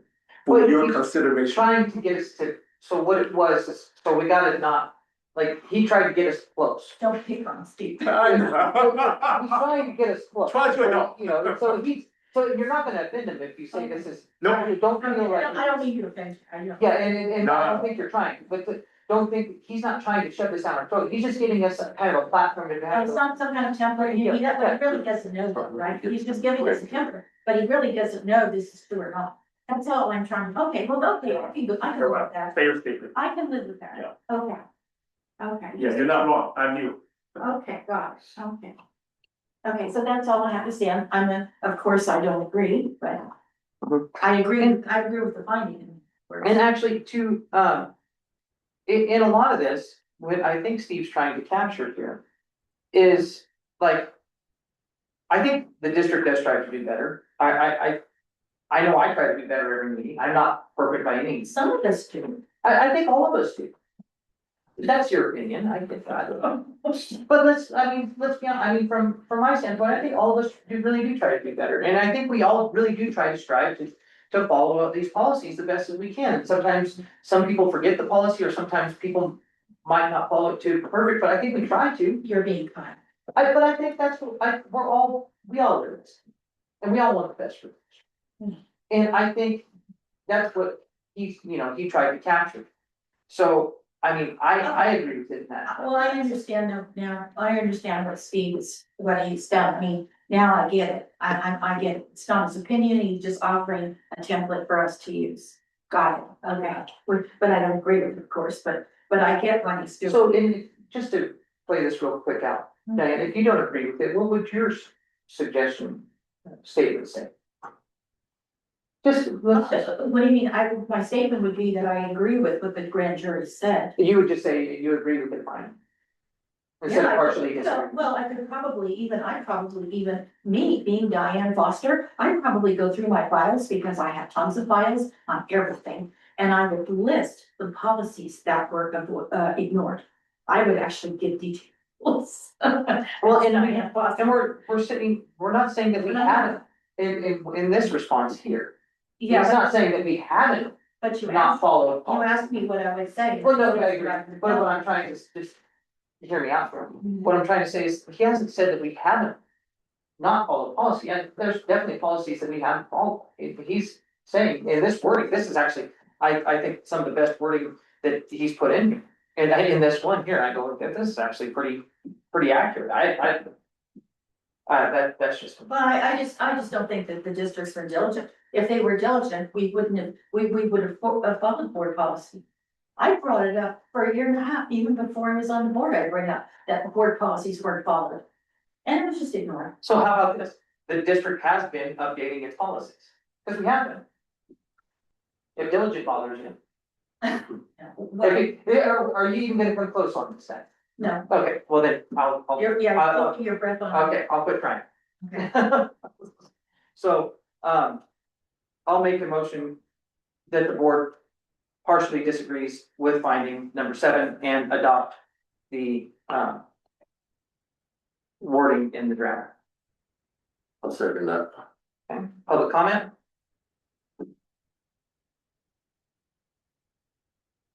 Back to the out, roll call vote. Chase Dowling, Yes. Mark Bell, Yes. Ron Thompson. Roger Pruitt, Yes. Diane Foster. No, Motion carries 3-2. Okay, and with that said, we are at our 2-hour time limit. And at this time, we would like to see if there's a motion to continue or adjourn. I'll make a motion that we continue. Okay, I second that. all right, all in favor? Aye. Aye, all right, let's take another 5-minute recess and reconvene after. Second. Who seconded? I did. Diane. I did.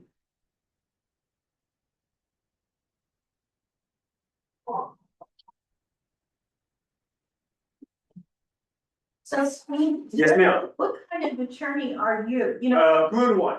Number 8. So, for the sake of time, my recommendation is we can skip this unless you want to dive into it, because the board is not required by the grand jury to respond to this finding. This is the finding pertaining to LAFCO, as Diane mentioned earlier, pertaining to LAFCO's delay in looking into the district's operation. So Steve, while you're mentioning that, I was wondering why do we even have it in here since it's, Just so you can, I want to be thorough for the board, so you don't think I skipped something. No, there's a reason. Okay. I will respond. Well, let's go down the line, Okay. well, and actually, Steve, you wanna read it for, or, Okay. I'll take it. Okay. So, finding number 8, a lack of timely review from Placer County Local Agency Formation Commission. As required under its mandate, has resulted in a void of independent insight into efficient functioning and operation. The board is not required by the grand jury to respond to finding number 8. Following draft is included in the event the board wishes to respond.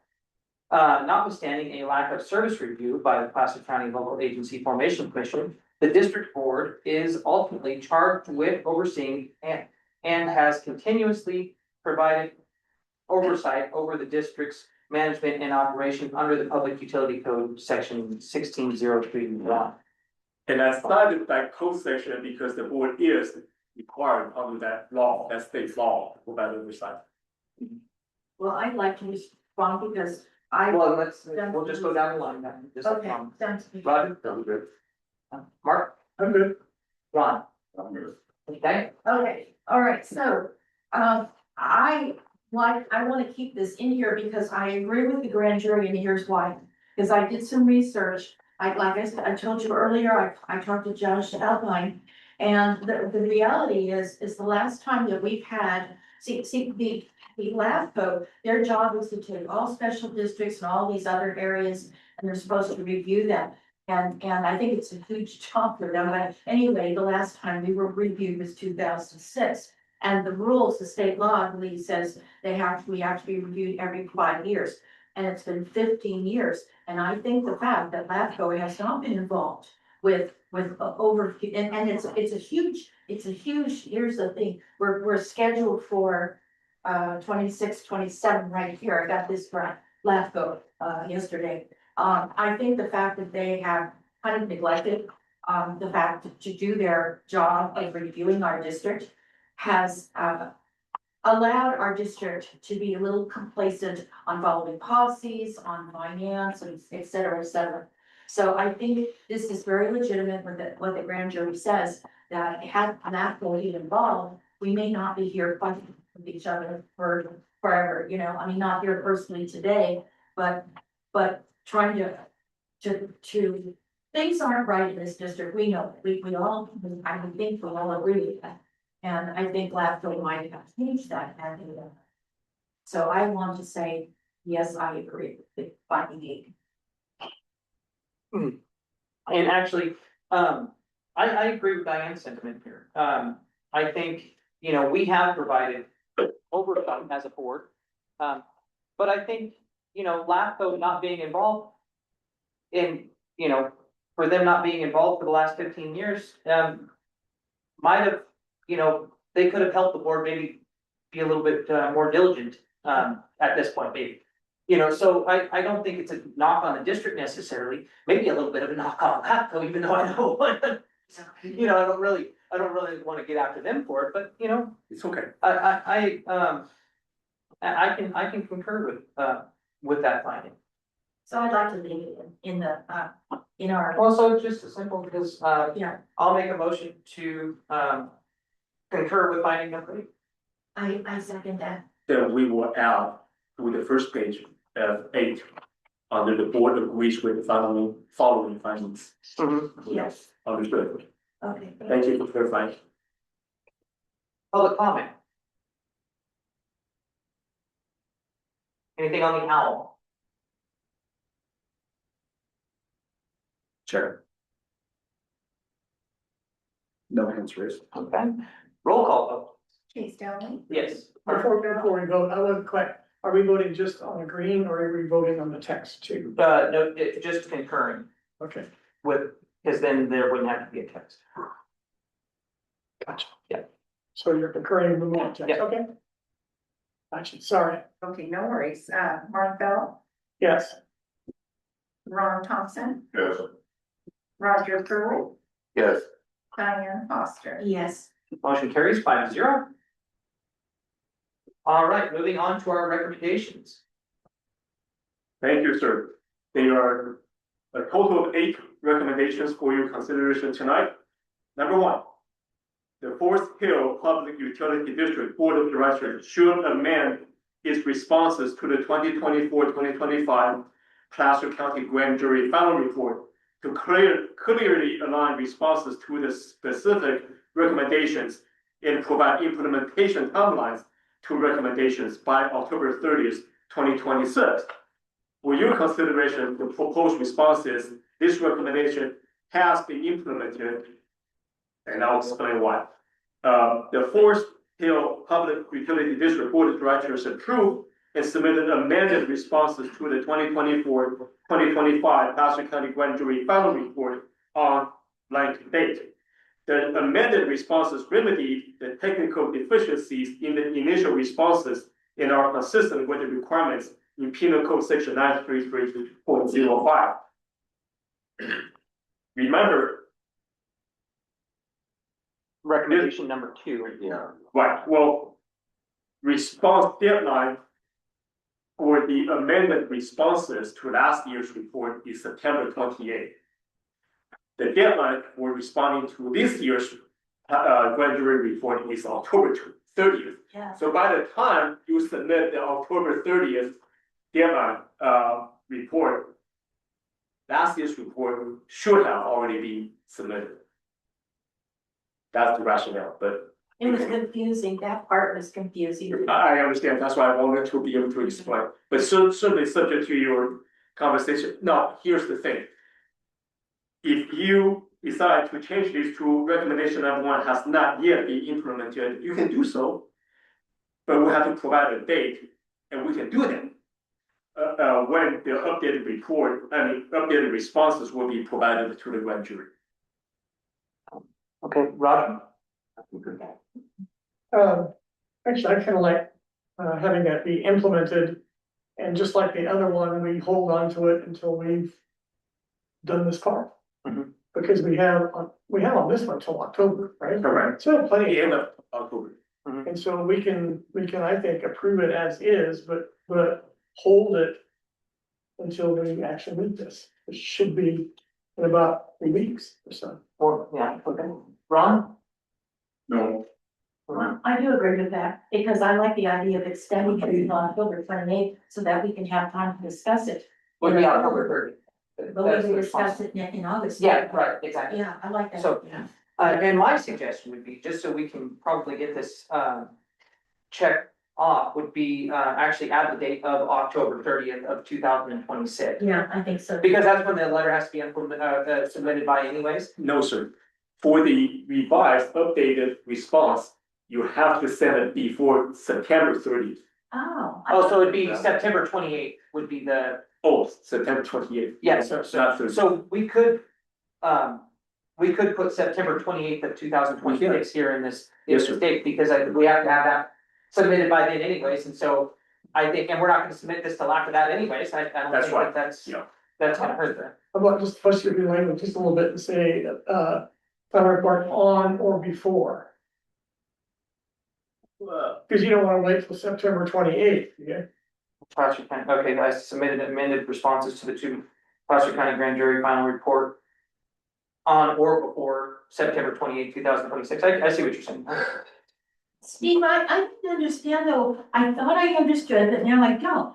So the first one we did, 1 to 5. Mhm. That one, we, what? No, go ahead. I thought you said we could have until October 30th, but now then you're saying that, no. Because has to deal with the first response, saying that first response has to be submitted by September 28th The for one- last year. The 1 through And 5. then get the last year's response, the Yeah. report 25. 1 through So 5. that's why that date needs to be before October 30th. So we're gonna submit that, the one that we just did, 1 to 5, by September. The recommendations 1 through 5 for 2024, 2025. We're gonna have that, we have to have that one submitted by September Right. 28th. So I don't understand, oh, I see, and so by putting on this one, the October, that one is giving us some, time to do If we number put- two. So if we put October, no, so if we put October's date here, Yeah, that's after the date that the 24, 25 is supposed to be submitted, because 24, 25 is supposed to be submitted by the 28th of September. So putting a date after the 28th of September would be delinquent or not responsive correctly. Do you understand that? no, but God, I trust. Yeah, so on or, I think I like that, on or before.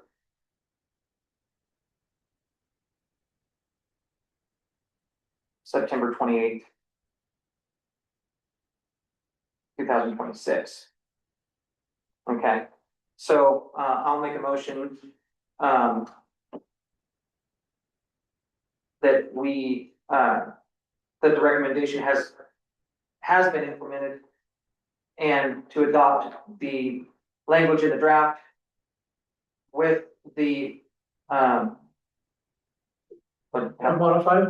modified to read on or before September 28th, 2026.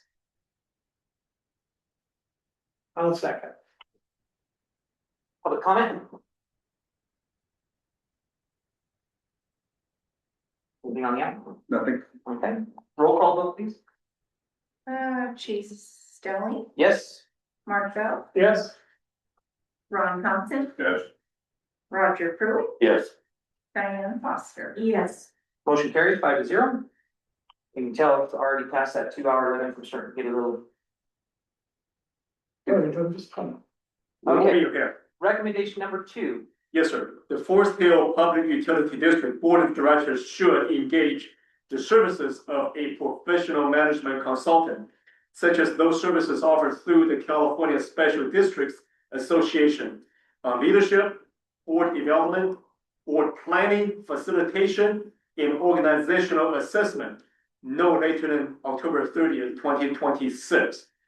The proposed reply for your consideration is this recommendation has not yet been implemented, but will be implemented in the near future. The Forest Hill Public Utility District is in the process of soliciting qualified consultants to provide professional leadership and development training, board planning, facilitation, and organizational assessment. It is anticipated that a professional consultant will be engaged on or prior to October 30th, 2026. Once engaged, the board anticipates that the leadership and development training, board planning, facilitation, and organizational assessment will be completed no later than December 31st, 2026. okay. Roger? So this is another one that when we agree, we're gonna have to hold on to it, and this is gonna have to go on the next agenda. Yeah. It'll be a full agenda. Yeah, because it's basically the same one as recommendation number 2. Yeah, Yeah. then, Ron, I agree. Ben? no, I don't agree. Okay, so the grand, and here's the reason why. I actually called CSD, the California Special District, Yeah, about consulting because I was all excited about this at first. I thought this is good, great, and okay, so this is what I said. The grand jury recommended the board engage the services of a professional management consultant based on their observation of several issues. One being that the board is distressful and contentious, which leads to unproductive board meetings. This is definitely true. And the grand jury is correct in this observation. However, the writer of that is misguided as to the reason behind the problem. I, as well as other board members in the past, have experienced deception and unethical behavior while serving on the board. Added to that is my disappointment that some of my colleagues are not supportive in believing board policy must be followed. The grand jury took notice. The grand jury suggested contacting the California Special Districts Association to seek classes on leadership, board development, board planning, etc., in hopes it would create a more knowledgeable and cohesive board. So I contact as I just said, I contacted them, and one of the fellows called me back. And I said, look, I said, this is how I see the problem, in our district. And the grand jury is recommending this, the consultants and stuff. Can you solve this problem, the problem of the distrust, the dishonesty, the unethicalness? Can you solve this? He said, no. So for that reason, I think the grand jury had good expectations, but when you talk to the consultant, he isn't going to address the issues that I think need to be addressed in this district for us to get along. So I am totally, I'm against it, having it. I don't wanna participate in something that's not gonna benefit me, or that's not gonna improve our, the cohesiveness of this board. And the guy has told me it's not going to. So I'm opposed to, implementing it. My response would be, will not be implemented. So my response to that, is, I think whether, they think that, they can't help, or I don't think we shouldn't try. I think we owe it to our community and we owe it to the district that we need to try. So, especially, we need to do anything that we can. Maybe they can help us. But just from one person saying that they can't, I don't think taking no for an answer in that, we need to show the district that we should try, so. The district or the grand jury? Both, the district and the grand jury, because the grand jury wrote it there. Now the districts look, our constituents are looking at that report and going, hey, are you guys going to try anything? I think we need to try, and I think so. I think there's another solution. And it's coming up in But- November election. Bring that to the board. Go ahead. So when I they agree said, with Chase with what you say, I think we really ought to try. I don't think they are not sticking as to have to go to CSDA. They really say such as those services offered by CSDA. So there are tons of management consultants out there of all flavor and manner of things that you can do. And this is just saying, get one. And I think we can go out and find one. It may take us a while, it may not, maybe by October we can do that. Depends on how it looks, but, I think we really do. It would be good for us, and we could go through some sort of, managed training together to see if we can't work better together. Go ahead. so they told you that they couldn't help, Yeah, is there expenditures involved with that? oh, yeah. Are we wasting money if they can't help? Yes, there are expenditures for that, yes, the consultants, they charge. But CSDA, all they do is they make references, and they actually don't have people on board with CSDA. Because I asked him, I just thought that they had people there, he said, so they contracted out, so to speak, to other people. Yeah, they point us in the right direction. Yeah. So my suggestion would be to make a motion to approve recommendation 2 has not yet been implemented, but amend and remove, but will be implemented in the near future. I don't necessarily know if that's a correct response. Okay, so I would strike that and then approve the remaining text in the draft.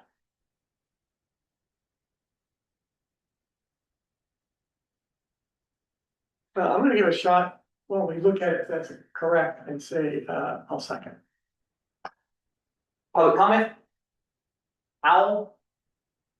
No hands. Who?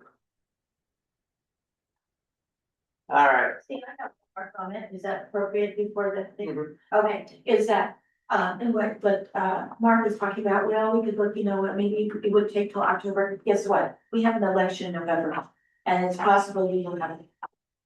And so we won't even need that consulting. That's where I'm going, that's what I'm looking forward to. Okay, cool too. All right, roll call vote, please. Chase Delney, Yes. Mark Bell, Yes, Ron Thompson, Yes, Roger Brewer, Yes. and Diane Foster. No, Motion carries 4-1. Recommendation number 3.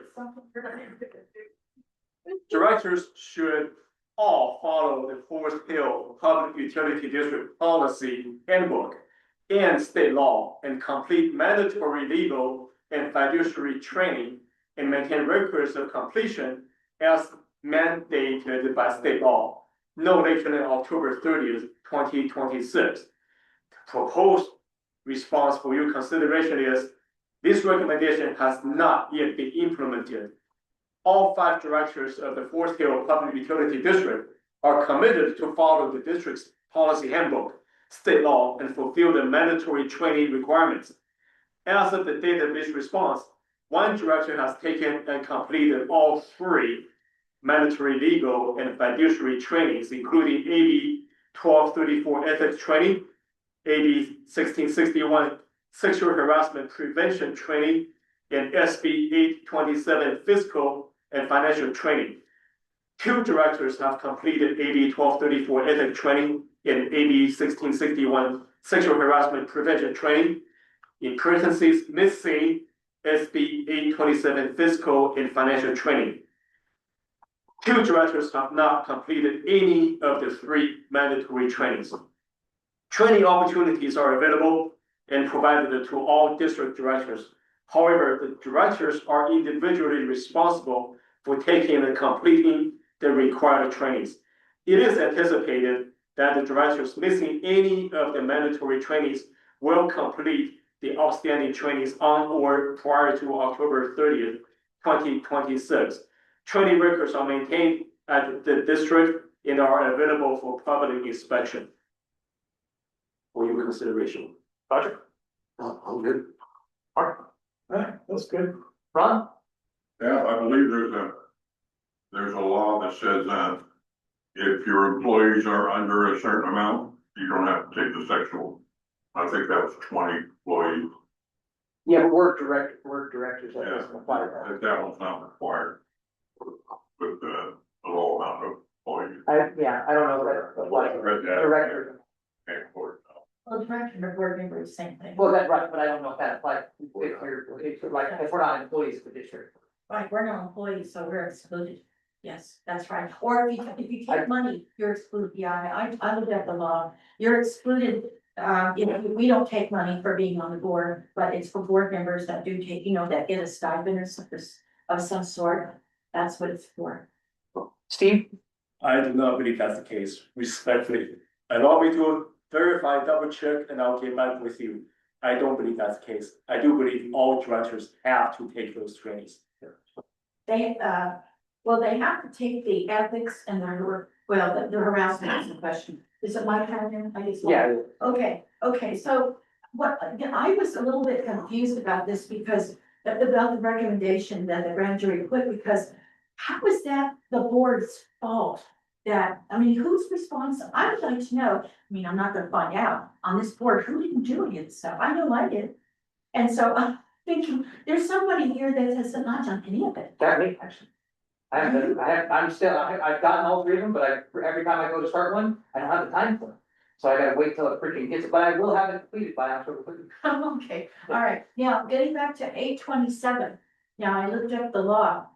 Which is a new law that started, I think, which is what, in January, correct? Correct. Okay, now, what it says is that anybody that's been on the board prior to 827 doesn't have to take the financial training. Now, I'm not an advocate of that because I'm looking forward to taking it because I want to know more about financing. I'm so naive about financing and I want to know more, and I'm glad about this, but it's not mandatory.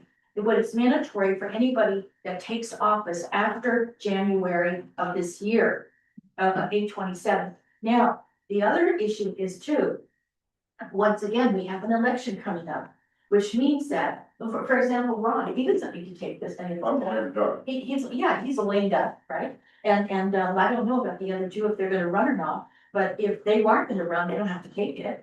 And so, but if they do run, they will have to take it. I'm just stating the laws, that's what I found, but I'm all for it, doing this, I really am.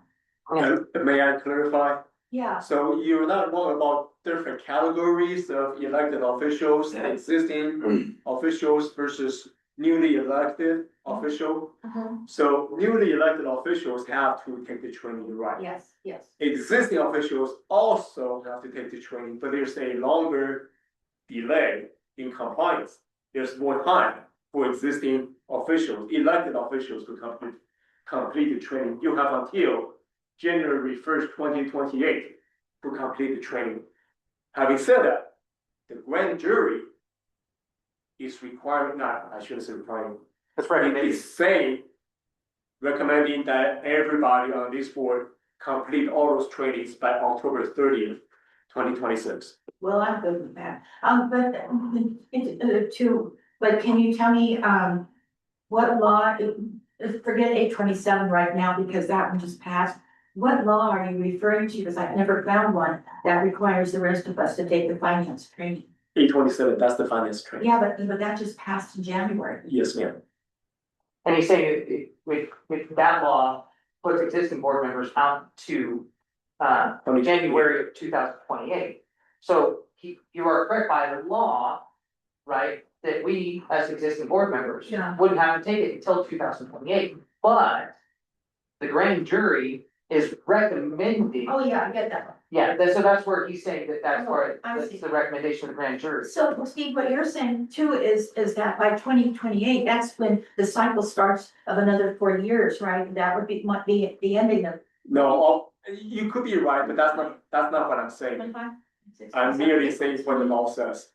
Well, yeah, but see that, but the 28 would be when my time is up. And that if I ran again, then I would need to take it. Is that, that's what you're saying? Yeah, that makes sense. By law, but Yeah, that yeah, but makes the grand sense. jury is recommending. Oh, yeah, that's what I get, and I'm real happy with that. Yeah. Right. So, yeah, I agree with yeah, so I'll make a motion to, approve, the recommendation that has not yet been implemented with, the following text in the draft. I'll second it. Public comment? Al? No hands raised. Okay. I do have a little comment to the little one. I just want to tell everybody that these, I did check with CSBA and they offer these, I think in your own time. They Yeah. have them taped and stuff, so you can, the financial stuff, you can watch it on there. Well, that's the thing, I've actually gotten multiple times, and every time I go, and then like, oh, I'll have time, and then I freaking lose my email, like, I'm like, oh, son of a gun. Oh, So it's I'm happy, so, okay. yeah, I'm gonna take a look. I'm slow. Anyway, roll call, Chase Dowling, yes. Mark Bell, Yes. Ron Thompson, Yes, Roger Pruitt, Yes, Diane Foster. Yes, Motion carries 5-0. Okay, recommendation number 4, allow me to actually explain before I read on. This is only from my, this is a suggestion that I put together for the board to consider from a position of protecting the board. You can do whatever you want to do as long as the response passes legal muster. So I will just read the recommendation and then the suggestion, and then you decide what you want to do. Recommendation number 4, the Forest Public Utility District should hire an in-house finance manager as directed in the Forest Hill Public Utility District Policy Handbook, who reports directly to the board as well as the general manager no later than October 30th, 2026. The proposed response is that the board of directors appreciates the grand jury's recommendation and continuously evaluates the benefits of staffing the finance director position in-house. Having said that, recommendation number 4 will not be implemented at this time because the district is neither legally required to hire an in-house finance manager, nor is it lawful for the grand jury to prohibit the district from contracting for professional services such as accounting and financial. The district is not mandated by state law to hire in-house staff. Pursuant to Public Utilities Code Section 16034, the board may contract for any professional services required by the district, the board, or any officers of the district. In furtherance of that state law, policy number 3082 of the Forest Hill Public Utility District policy handbook authorizes the board to select professional services provider on the basis of demonstrated competence and professional qualifications. And the next paragraph basically is something you heard before. At least each February 11, 2026 board meeting, the board of directors evaluated the benefits of staffing the finance manager position in-house or contract with a professional accounting service to provide finance manager services to the district. Based on its professional qualifications and experience in providing financial and accounting services, the board decided to continue contracting with LSL LLP to serve as the district's finance manager pursuant to its authority under Public Utilities Code Section 16034 and policy number 3082 of the Forest Hill Public Utility District Policy Handbook. Now, this proposed draft for your consideration comes from a position that you have the authority to do what you want to do. I'm not saying that you shouldn't hire an in-house finance manager. That's why you decide how you wish to respond. Roger? Good with it. Mark? I'm good with it, but I think we ought to do some of the wordsmithing again.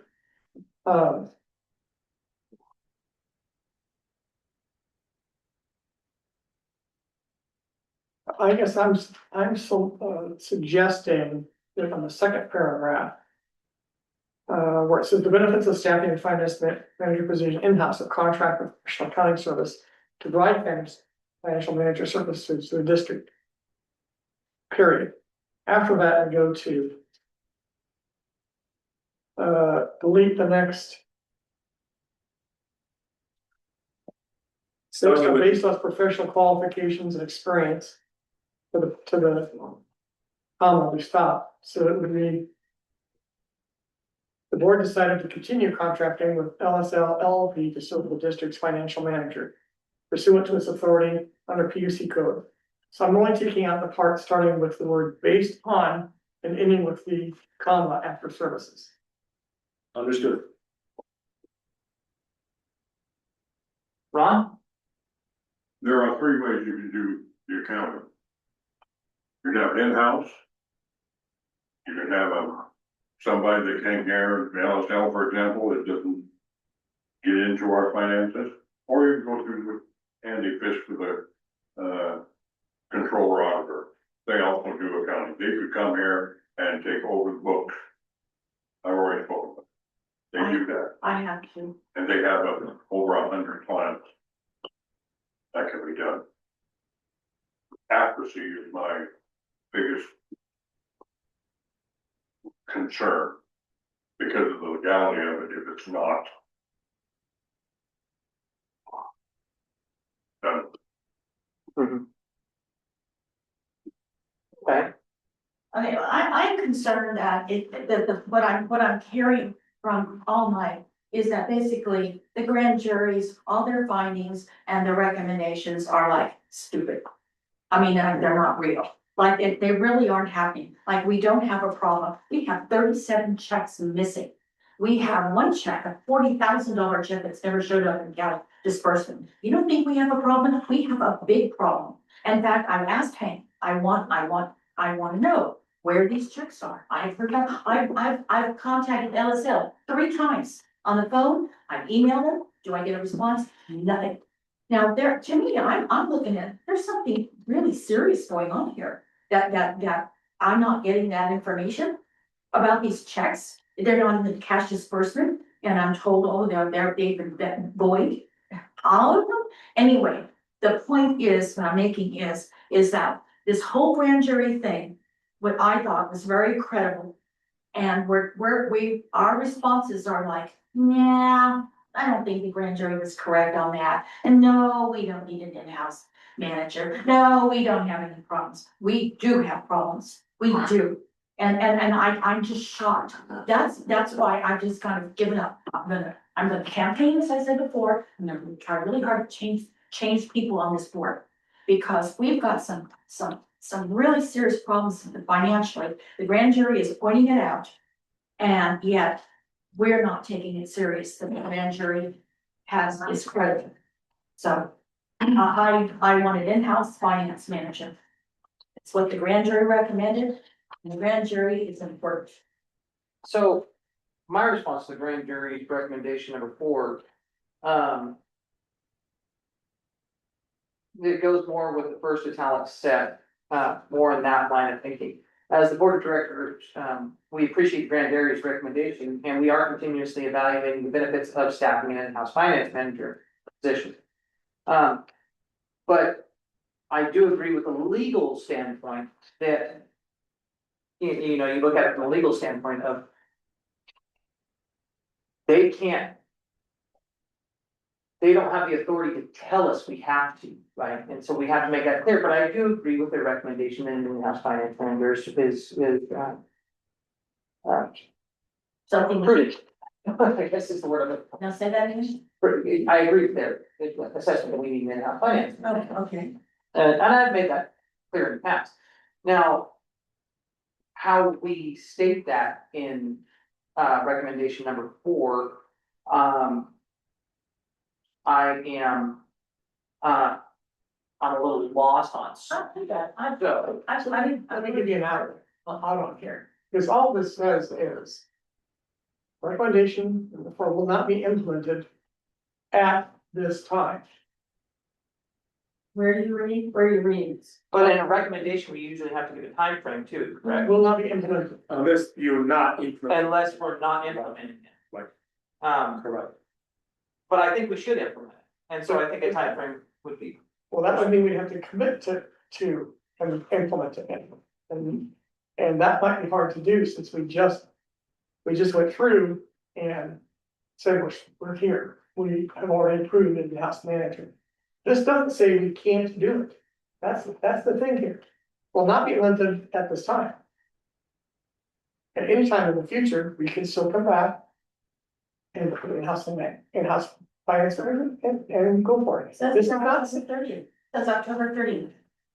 Well, that's the recommendation, that's just a recommendation, which we gotta remember here is it's just a recommendation, it's not a, required. it's not required. So, like I said, I do agree with, and my thought on this is since we do have, we've gotten 3 of these approved, we have through to number 8, so we're on number 4, so we're about halfway through our recommendations. And my thought on this is, is it possible for you to give us kind of a write-up? Cause I mean, we tried to write up before and it didn't go well, as a board last year, right? So, A roundabout what they're talking. just give me just a second, Diane. And what my thing would be is, could you give us a write-up that would say, it will be implemented, is that possible? And then possibly a write-up of, it will not be implemented, kind of give us kind of an option to see what both of those would look like. I can do it right now. Yeah, So will not be implemented is in front of you. yes, So option 2, if you want to say this recommendation will be implemented, or this recommendation has not yet been implemented. Yeah. it has not yet been implemented. Right, has not yet been implemented. You can explain that the board of directors is evaluating and, continuously evaluating the benefits of staffing the finance manager position in-house. The problem with all that is the recommendation that the grand jury is putting before you is that you should hire one no later than October 30th. Has not yet been implemented, and I mean, we can kind of see that we're not gonna get one hired by October 30th. I think we can. Oh, I do, I've already got it figured out. Well, I'm glad you think that, Diane, but. I know so. I mean, it's tough, but I think, giving us a little bit more time, maybe to the end of the year, I think. Is that, I mean, because they're looking for a time frame. I mean, they're asking for it by October 30th. Can we get it till December 31st? Is that an Well, why do acceptable you- time frame? I wanna know why you think we can't do it by October Do you- 30th, it's Do doable. you see all the other stuff that's on our plate? Well, you always said that, it's about a matter of priorities, this is a priority. And you're saying on our plate, well, we should be able, you're the one that's. I don't disagree, I'm trying to get it complete. No, I think we can do it by October, you've always pushed back. I think, I mean, pushing things back, I'm trying to be realistic. well, I don't need to, I think we can do this by October 30th. August, our meeting in 2 weeks, all we do is sit here and we talk about how we decided we're gonna recruit. We haven't decided that yet, we can do the RFP again, and we give it 6 weeks, and then you'll have some names, and by the end of September, you will have names, and then we as a board will look at these names, interview the people, and look at it by October 15th, which is our next meeting, our October meeting. And by October 15th, make a decision, and we will choose somebody, and we will have it done by October 30th. It's doable. Well, if Diane thinks it's doable, what do you think, Steve? As far as you know, I'm a newbie here. It's all doable, Diane is not wrong, assuming the board has consensus. You just need 3 votes to make a decision, right, on any action item. So if you have the action item teed up in a future meeting, you act on it before October 30th, it's done. Well, But there could be complications because I don't know what the contract you have says with, what There LSL isn't says. one, there isn't one. they're on a month. Yeah, and yes, there isn't a contract. I just- We can we drop them anytime we want. If everybody else knows. Yeah. And this is the beauty of those. Good point. So this is the beauty of the code sections I put in my draft for your consideration. You have the leeway, you have all authority to go one way or another. You have the authority to do that. I'm trying to find some leeway in between Mhm. of leaving this sort of the way it is and putting something in there that says. The board may consider an in-house finance manager in the near future, in the future, or something like that, whether we put it in the upper part of the italics or down after we've already said we've hired one. That way, it's a little bit more of a commitment, and we'll leave you more of the door a little bit more open, rather than this that says, no, we're shutting you down, we're not doing it. Good point, but I will not pass this grant coming. We need a date, we When need we a keep it date. in there, it says will not implement it. Oh, Will not, We will not implement it okay, will not. at this time, okay, at this time, understood. I Does it say- apologize, okay. because you have it in there at this time, but, so we can certainly come back in later and say, but we may in the future. You know, and I think, I see where you're coming from there, Mark, but I think, the district, I think, with this recommendation from the grand jury, as long as we realize it's just a recommendation and not a requirement, we're not doing this because they're requiring us to, because it's actually a good recommendation. I think that we need to be clear in that statement. Because we're making this of our own volition, I think we do need to move forward with what the grand jury has recommended. So I'm gonna Follow follow Ron's you. kind of process. This is the reason we got in trouble in 24-25. Because of the same thing, this is the reason we're spending so many hours doing 24 and 25 because we didn't implement something. Well, 24 and 25 is because we didn't do the dates. That was the main thing in 24, Yeah, 25. that's what Ron said. Well, we didn't put any dates down. It's not because we didn't implement anything that they recommended. We had We to talk we didn't do the things that the grand jury recommended. the time. They are highly recommended that we put an in-house in here. This is the way it should be done. And I say again, like I said the last time, this is the start of our 3rd grand jury investigation. This is the 3rd one, 3 years in a row. No, But Yes. Wait anyway, a minute now, wait. I'm not aware of the other ones. But as I said then, what the grand jury recommends is the thing we should do. Don't go against them. We did that and it didn't work out too fine. So now we need to take this recommendation seriously and move forward with it as is. But to sit there and, no, it won't be implemented, but we may bring it back. That's not right. It will be implemented, but we don't quite have the date. I don't know how Steve can work that. I've got the date. I worked on. Mark, Well, we could do it by October. We can do it I tonight. got it right here. Ron, or Mark, sorry. So I'm still trying to find some space so we can kind of keep close to this, and that kind of goes back to, what's really at sort of issue that particularly that Stephen's bringing up here, which really is this, what they're really telling us is beyond what they should be telling us, both legally, okay, primarily legally, and they're telling us to do something that we certainly have the rights to do something else. And so the position he's taking here is, we're not gonna implement this because you're telling us to do something that you really shouldn't be telling us to do. This is our decision to do. That's not relevant. So it is absolutely relevant. And that's the point he's trying to make here, to protect us legally, to say, no, no, no, no. You don't get a chance to tell us. We can decide ourselves, we're not implementing this because of you. And we may decide we want to implement it because that's what we want to do. And that's why I'm suggesting that we put something back in there that says, but we may consider this, we may consider doing something on changing our financial management. May I suggest, along with that line, Mark, after the very first paragraph of the response, add that the board of directors reserve the right to hire an in-house finance manager. Now, there's Okay. another thing floating around, Steve, that people are investigating a headhunter to fill that position. That's expensive. Very expensive, so's LFL.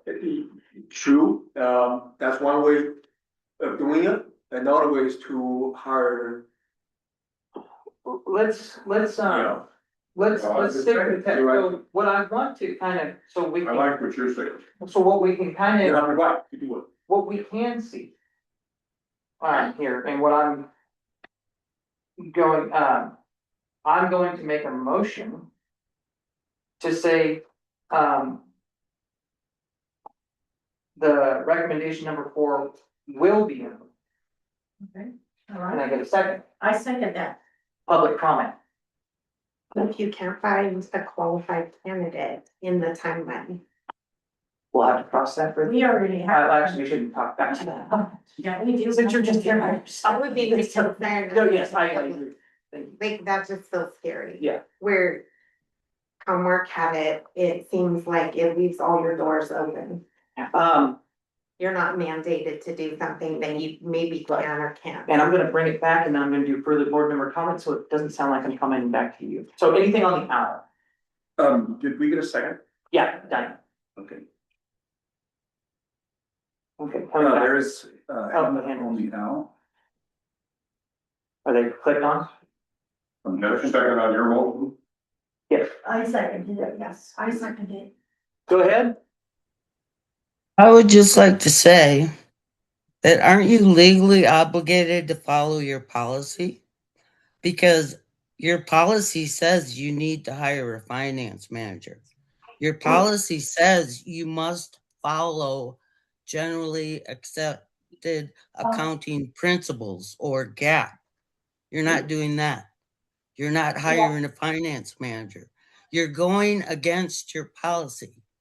So, Steve, who enforces a board to follow their policy? Isn't the grand jury just saying you guys have to follow your policy and you have to hire a finance manager because your policy states this? Would that be correct, Steve? Now, I appreciate you asking, but I am legal counsel to the board. I will not be able to respond to you at this time. Thank you. I can't hear a word you're saying, and the sound We can't respond and back to you, visuals have been atrocious during this whole meeting. The sound keeps going out, Hank, and you keep showing the ceiling above Ron again. I haven't heard anything Ron said all night. That's the owl. Sorry, I'm going off subject. I just think you guys, thank you, Ron. Thank you, Diane, for fighting for the ratepayer on this, because the grand jury does matter, for crying out loud, and the policies matter. That's all. I'm Thank you, sorry, Sue. I just had surgery. I feel like I was hit by a Mack truck. I shouldn't say anything in this condition, but I can't handle this. You guys, who do you think you are? You represent the ratepayers, and you're supposed to follow the law and your policies and the grand jury. Sorry, again, I'm done. You guys. Thank you, Sue. Steve, she's right, it is in our board policy, I don't know if you're aware of that. I am not aware of that. Oh, it is, Well, it is, we'll- and Brad we'll already get- brought that We'll up. get back to that. Yeah, it's in Um, our. Yeah, for further board member comment. Hold on, let's go down the line. Roger. So your motion does not meet the requirements, for a recommendation response. So we're gonna get to that. So I just wanna get one step out. So you're asking us to approve a response to our recommendation that does not meet the requirements. So I wanted to get where we were going first, and then I was gonna try to do it in 2 stages. Well, yeah, can we take a vote? So, I second. well, yeah, hold on 1 second. So, And she's got it right, we can continue the vote, but I just. Yeah. I just wanna make sure you, right. maybe you wanna change your motion. So, cause I wanted to get where we wanted to kind of go first, so that was kind of, and sometimes doing these things in bits and pieces works out a little bit better. Think, Paige, I wish I remember what you said, cause I was gonna make a comment on that. She wanted to know what happened, oh, sorry. No, go ahead. Oh, yeah, the date. Yeah, so, and I'm not responding back to you, I'm just today stating that like what Steve has said, before, they want a date.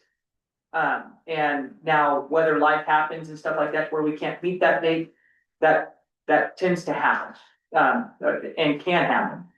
And so, the date isn't necessarily my biggest concern. So, roll call, Okay, Chase Downey, yes. Mark Bell, No, Ron Thompson, Yes. Roger Pruitt, No.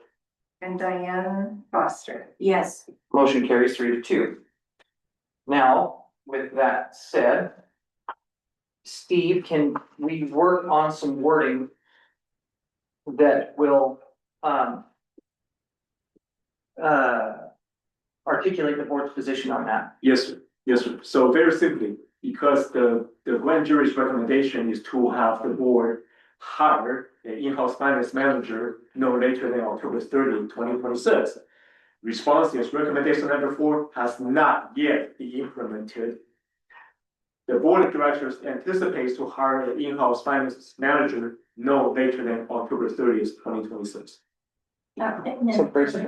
can I go over then the, how I can know that, I think we can make that happen? We'll discuss that, Okay. but I think that's just a simple, we're That's just trying to work on it. I like it, yeah. So, I would like to make a motion. before you go on, Go ahead, Mark. actually, I'll make one at the end, you go ahead. I'd like to make a motion to, accept the wording the council just drafted. For our response. Okay. Oh, my turn? Second, Oh, I second that. thank you. Public comment? No? Anything on the owl? No. All right. For the board member comment? No? Okay, roll call vote? Chase Downey, Yes. Mark Bell, No, Ron Thompson, Yes. Roger Pruitt, No. Diane Foster. Yes. Okay, motion carries 3-2. All right, let's move on to, so that's why I said I'd like to come back and. Oh. Something. I guess what I'd like to be able to do is see if perhaps we can include a shift in the italicized information that's put in there. It says will not be implemented, but I'd still like to kind of make sure that that is sort of in there for the record that what the law is and what Until the talks, at least some of what. May I suggest something? Sure. So. No change to what the board has already voted on and approved in the response. The board of directors anticipates to hire an in-house finance manager no later than October 30th, 2026. Continue with this. The board of directors appreciates the grand jury's recommendation and continuously evaluates the benefits of staffing the finance manager position in-house. The board, the district is neither legally required to hire in-house finance manager, nor is it lawful for the grand jury to prohibit the district from contracting for professional services such as accounting and financial. With that, the board of directors reserves the right to hire an in-house finance manager.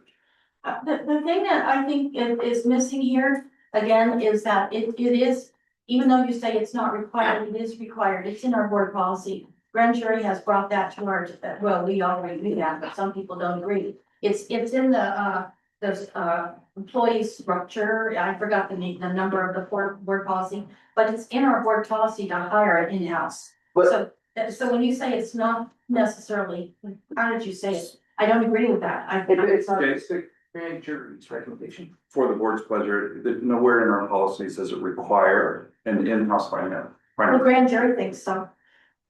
Nowhere. Let's not argue, let's not get into this, because we're not here for that. Okay. Okay, so he stated, Yeah. you stated that's fine, Yeah. but let's get back to the grand jury. Yeah. So what he's saying is, the grand jury can't require.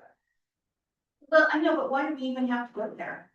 Well, why? Why are we focusing on that when we should be focusing on how we're gonna make the time frame, which I figured out? Why are we focusing on that? Well, the grand jury can't require us to do this, so bad. Making this decision of our own volition. I just think that that's a little overkill here on focusing on something that we don't need to focus on. Well, I mean, I don't think it's necessarily bad wording, but. That's just me. So, well, I was gonna go further and say, I think it's the other way around. It says that we are looking very hard at what we are being required to do by different agencies, and we're not gonna succumb to somebody telling us to do something that we don't have to. we're not. We will decide to do it ourselves perhaps, but we're not gonna succumb. I think does the people a lot of good. You've talked a lot about transparency. This is transparency, saying, hey, you can't make us do this, but we're gonna look at it. But we are going to do it. Yeah, Right. you can't, yeah, exactly, yeah. Right, I agree with what you're Yeah. getting at. So I make a motion that we include, the words that, Stephen just drafted for us. Okay, I'll second that. Public comment. And repeat that, please. So we will add one more explanation. The board of directors appreciates the grand jury's recommendation and continuously evaluates the benefits of staffing the finance manager position in-house. While the district is neither legally required to hire an in-house finance manager, nor is it lawful for the grand jury to prohibit the district from contracting for professional services such as accounting and financial. The board of directors reserves the right to hire an in-house finance manager.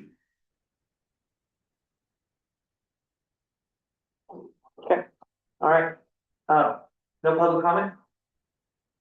None here. Okay. Roll call vote, please, But your motion was to add that draft, what you just said. Unnecessary. everything to do with the one. I'll second it. Like, But I think Chase did. I said, yeah, oh, you're right, it doesn't have So anything to Chase do with. seconded first. Should information. Yeah. It's an information, yeah. Roll call? All right, Chase Dillon. Yes. Mark Bell, Yes. Ron Thompson, No, Roger Pruitt. Yes. Diane Foster. No, Okay, motion carries 3-2. Moving on to recommendation number 5. oh, wait a minute, wait a minute, can we, I don't know if this is, okay, I wanted to go over, okay. I would have liked to make a motion that prior to the August 12th board meeting, which we have in what, a week and a half, 2 weeks, that we, all of us who choose to, can put it, think about how we want to approach finding the candidates. Whether we wanna do an RFP or whatever, I mean, so that we have that ready. And I don't think we necessarily have to have a motion to do that, I think just stating that, you know, just so the board members can be ready. I can put it on the agenda then for August. Yeah, for hiring finance. Well, here's the thing though, I don't wanna have an August meeting and saying, we didn't have enough time to do research. Well, that's what I'm saying, here's the time, we've got 2 weeks, we've actually had 6 weeks. But the agenda's due on Monday. Yeah, we had 6 weeks because it was, the grand jury's report came out June And 30th. let's not, because we know how the process with the agenda goes, and I think we're ready for this, so. Can we do that though? We don't need to make a motion, I think we can just say, hey, everybody get ready to go through. And But I'm not gonna hear it on August 12th, when we need more time to do research, when you could do it now. Because I think then we can direct staff, say, this is how we want to recruit. And then we give them 6 weeks, I end of the recruitment. Yeah. that, I think we can get that addressed, but let's get through this, because we're still. Oh, okay, Yeah, okay. let's get through this, yeah. August 12th, okay. Got it. Oh, yeah, it's been an hour again. Okay, so do we want to make a motion to continue or to adjourn? Fine, I'll make a motion to continue. Yeah, Okay, we only have a couple left anyway. we've got 4 left, but I'll second that. I thought it was 7. All in favor? Aye. Alright, no opposed, motion carries. We're gonna take another 5-minute recess. Being at 5 minutes, so everybody can use the restroom. And can get up. Hey, hang in there. Alright, we're gonna reconvene this meeting. 9:16. On the home stretch here, folks. So, recommendation number 5. Yes, sir. Number 5, the Forest Hill Public Utility District Board should exercise financial oversight to ensure segregation of duties and appropriate checks and balances in alignment with generally accepted accounting principles as directed by an in-house finance manager by December 31st, 2026. My recommendation to the board is copy and paste the recommendation you put in for the previous one. Yeah, because they're going to, but see, well, actually, we'll go down the line. I don't want to get out of order here. Roger, I'm good with that. Mark, I'm still reading. you want me to come back to you? Yes, please. Ron? Diane? Yeah, I just have to know what the previous one was again, say that again. I can read, yes, ma'am. Not the part, the last part, I don't need to hear that, just the part about the first part.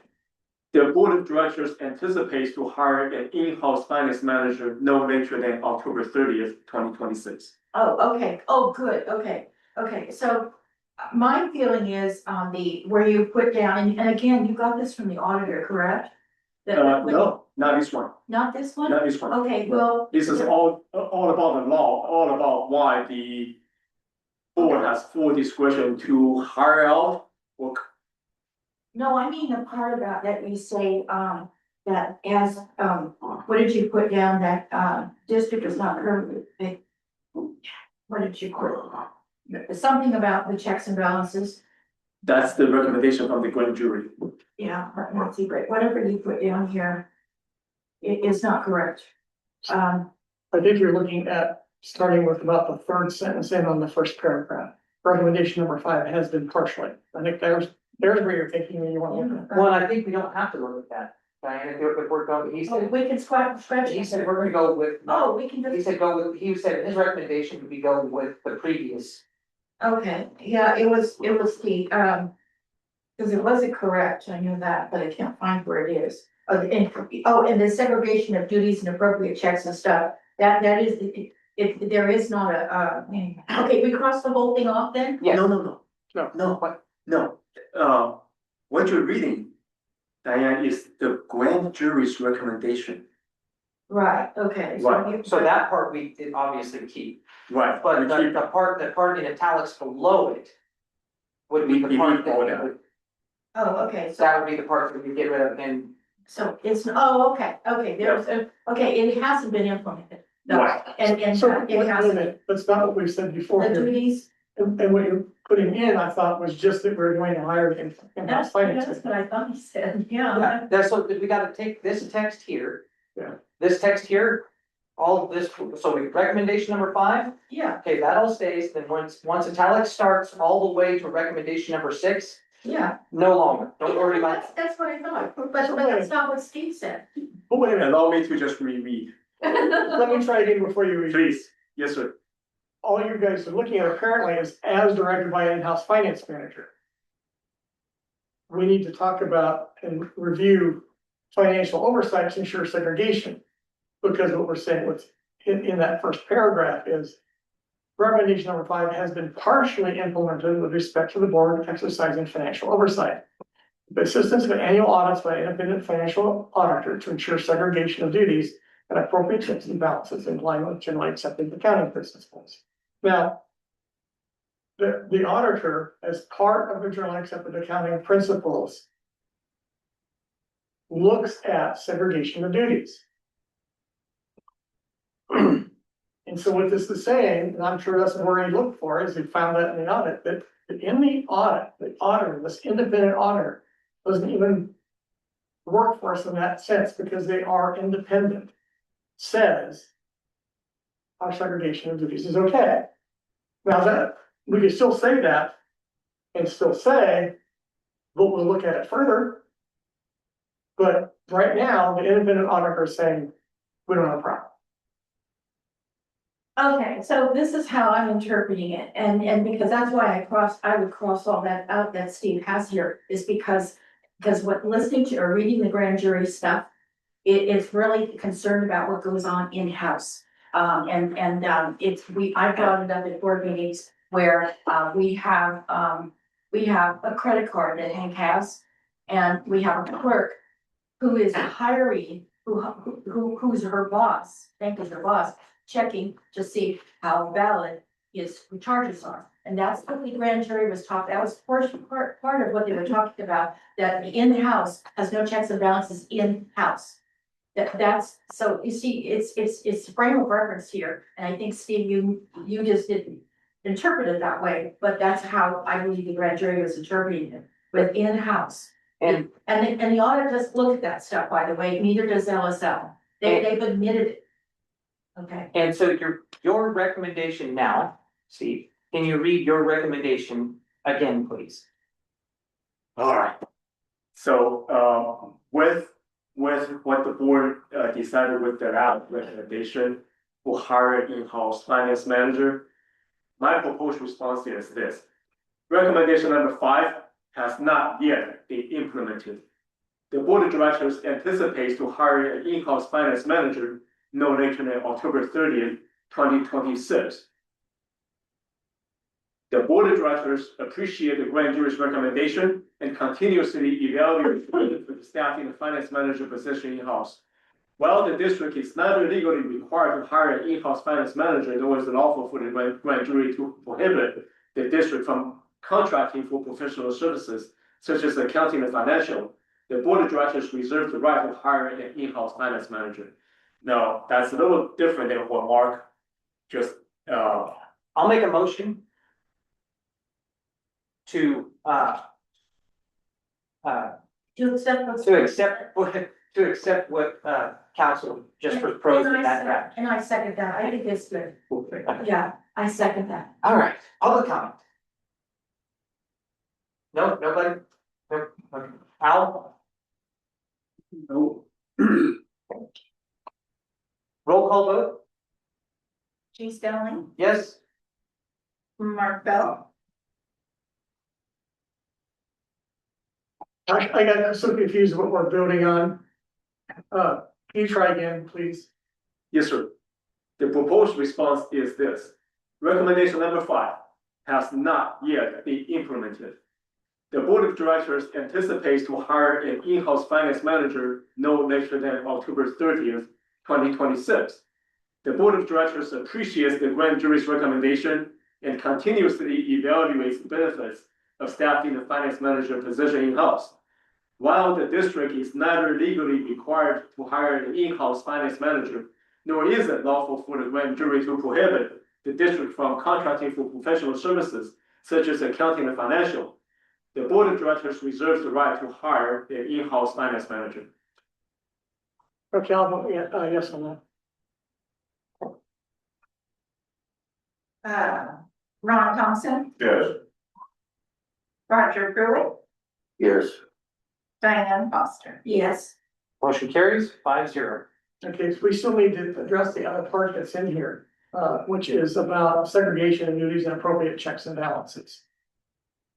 I thought we. So Steve, Yes, does, sir. what Mark's suggesting, does that need to be addressed here? You can if you want to, but you don't have to. It's not necessarily required?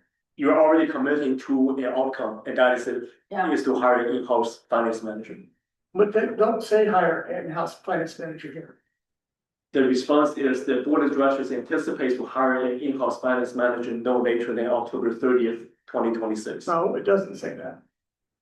The recommendation, No, your response. yes, but the recommendation says nothing about hiring an in-house finance. Correct, as directed by an in-house finance manager. Right, Right. Principles as directed In-house, by. which means you need to have an in-house finance manager. yes, but that doesn't address the insured, I guess you were saying it's not yet implemented. It's not yet implemented. Not yet implemented, we're going to Because you don't have, have in-house. because we don't have an in-house finance manager. Yes, sir. Yes, sir. But we're And hiring, did we put a date in there? yeah, October 30th. Okay.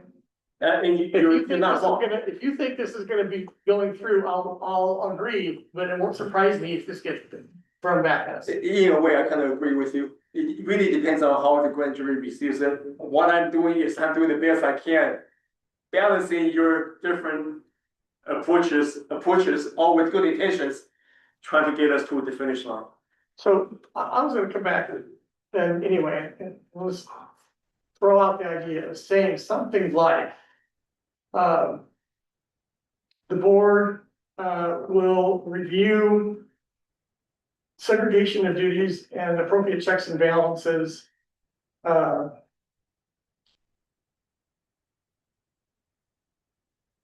to balances by December 31st.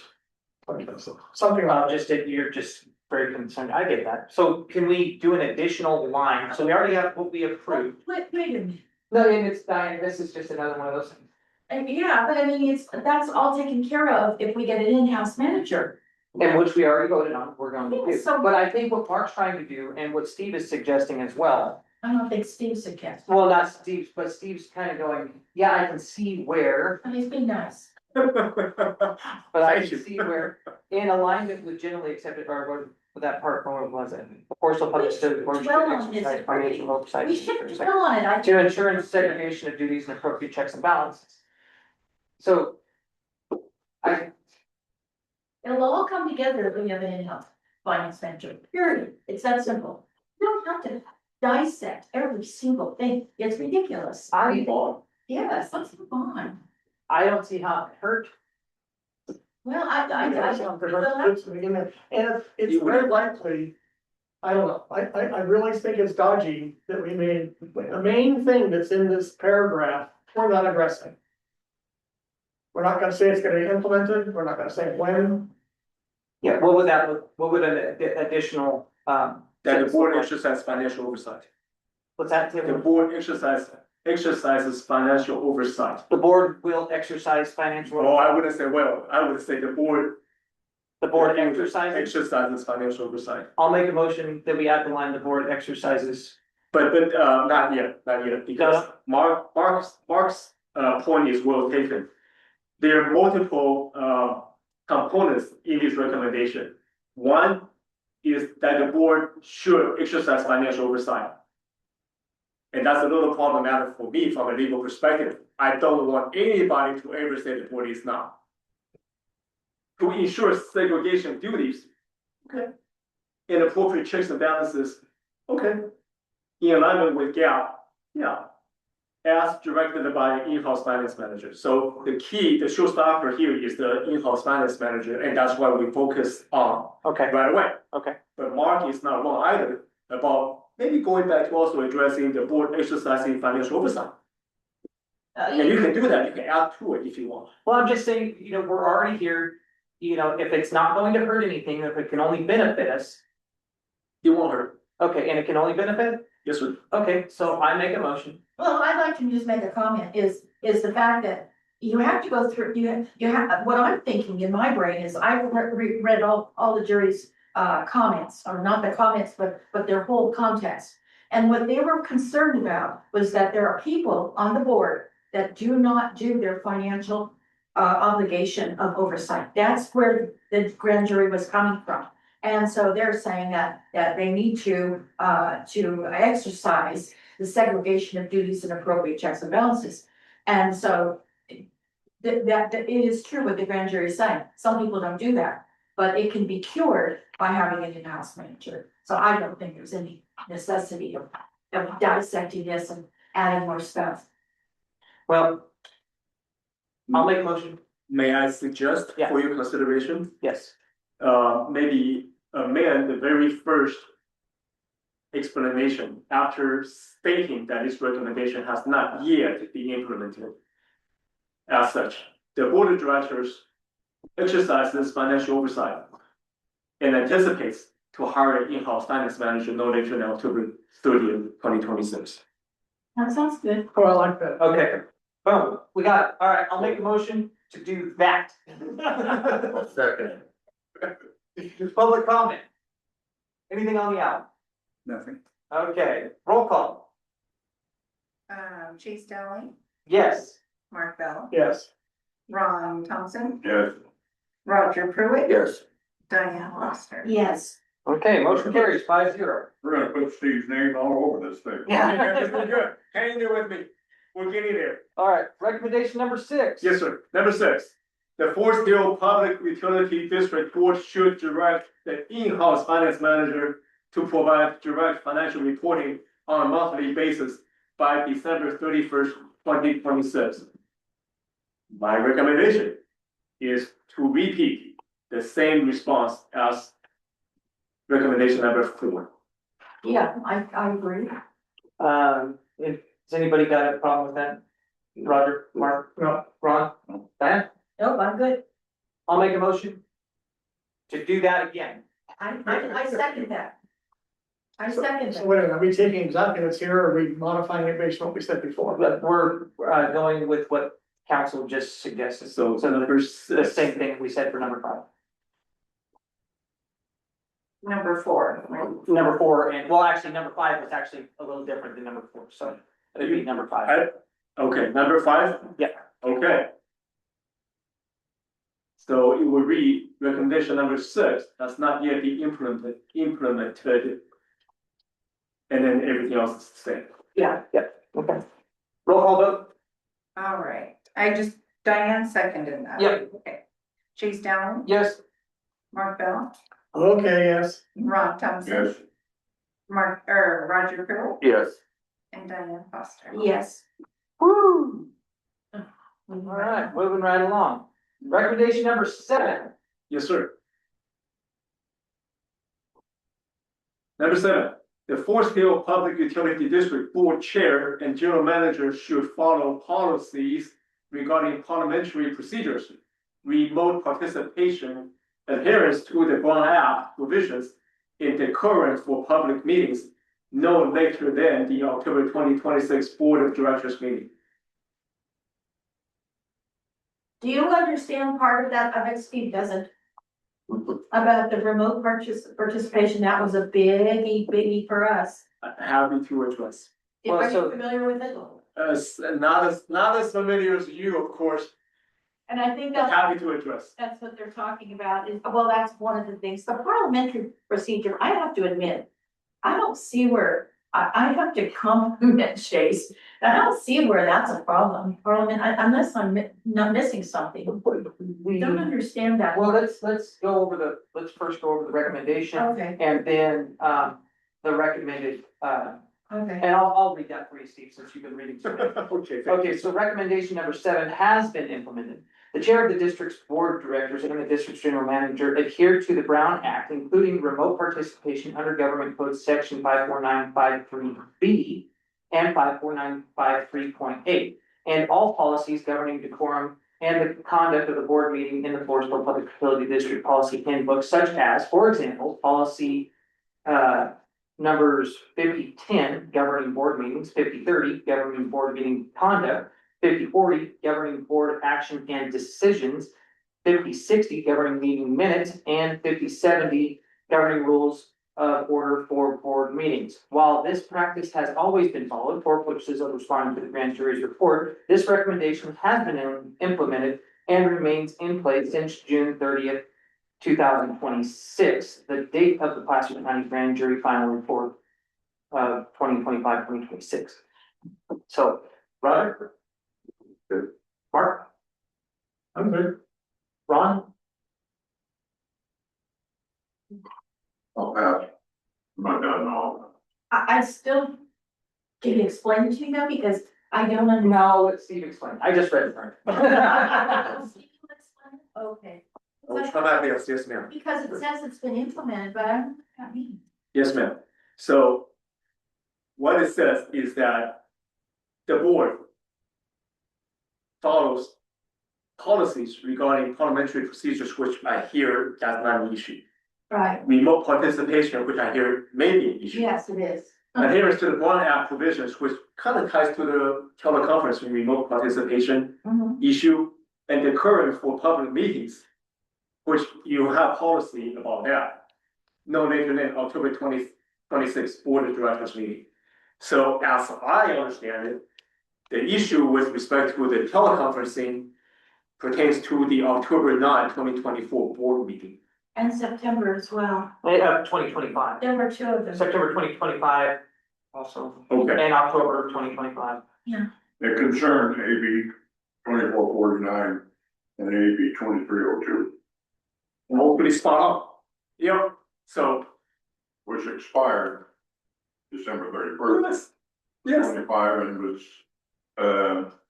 followed by SB 702. Reinstated, yeah. Right, so the law, oftentimes, and this is why I'm here, to help the clients, the law evolves from time to time. And, in all its wisdom, the legislature, speaking of 2449, I mean, 2449, AB 2449, decided to give us various versions of the same law. Yeah. Some applied in 2022, but then remains in effect until 2024.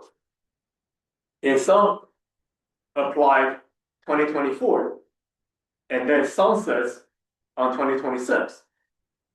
And then there are those that became effective January 1st, 2026.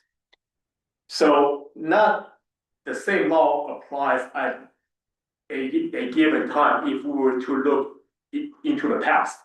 So if we're looking at the October 9, 2024 meeting, we gotta look into what law was applicable at that time for that meeting. And if we're looking to the 2025 meeting, then we gotta decide which law applied to that meeting at that time, because they evolve. And AB 2449 is the perfect example. It gives you 3 different versions of the same law. It just, they apply Well, at different times. according to my understanding, that the law itself was developed for COVID-19. Initially, correct, yes, sir. COVID-19 has kind of moved away, so you still have the just cause issues. So that's when the ABs and move forward. Spot on, right, yeah, but that doesn't mean, from my perspective anyway, that the 2024 meeting was not conducted appropriately under the law. In fact, it's not just me, I even look back into what our firm did in analyzing the issue, and also what Best and Krieger, another different law firm, huge law firm, public agency law firm in California, how they analyzed the issue. And I just cannot see any Because I might irregularity. also say that Diane called the Oh. author That's right. of AB 2449. Yeah, you offered the bill. And vacation does not qualify as just cause. No, he does not, totally right. He does not. So you're agreeing with us then? In Oh, 2024. It Yeah. wasn't permitted. oh, there you go. So The teleconferencing was not permitted, for 2024 vacation, for vacation. if on emergency purposes. The board did not allow teleconferencing. Actually, attendance is legal. Participating in a vote is not. If you're a board member, yeah, of course, anybody can participate. Remote. Nobody's arguing. That's totally right, yes. But 54953B Mhm. states if you follow The traditional, the traditional. Yes, sir. Then you can Yes, sir. participate. in it. yes, sir. Yes. If you, so they're different, thank you for reminding me. So there are different types of teleconferencing, the traditional, emergency, healthcare, or just cause. And there, I think there's another one, I don't, yeah, and it kind of depends on what category So is the In situation the called. original, there was also just cause. So the vacation is never part of the just cause. But, and just cause only, if my understanding is correct, just cause is only if you, tell the board you can't be there within a 24-hour period or 72-hour period, if I'm not mistaken. I can't There- remember the hours. They're, But, Yeah. under 54953B, if you, this is my understanding. Yep. And I'm not a lawyer, so so far so good. yeah, 54953B says if you put it out with the agenda, with the location and have the location posted. Yeah. And we can advance, Yep, or I can't remember the. no, I I'm have the agenda, yeah, First thing, whatever you have to have the agenda put out, according to the Brown Act, I think 72 hours. Yeah. Then you can participate remotely. still the same, Right. never went away. So with this recommendation, since June, and when we go through the description of why it has been implemented, just so I can explain to you guys. This has been implemented because we have not had a board member participate remotely since June of 2026. Well, that's because he doesn't go on vacation yet. Right, so as of right now, Yeah, no, he'll go on, he usually goes on vacation. So So, with that recommendation.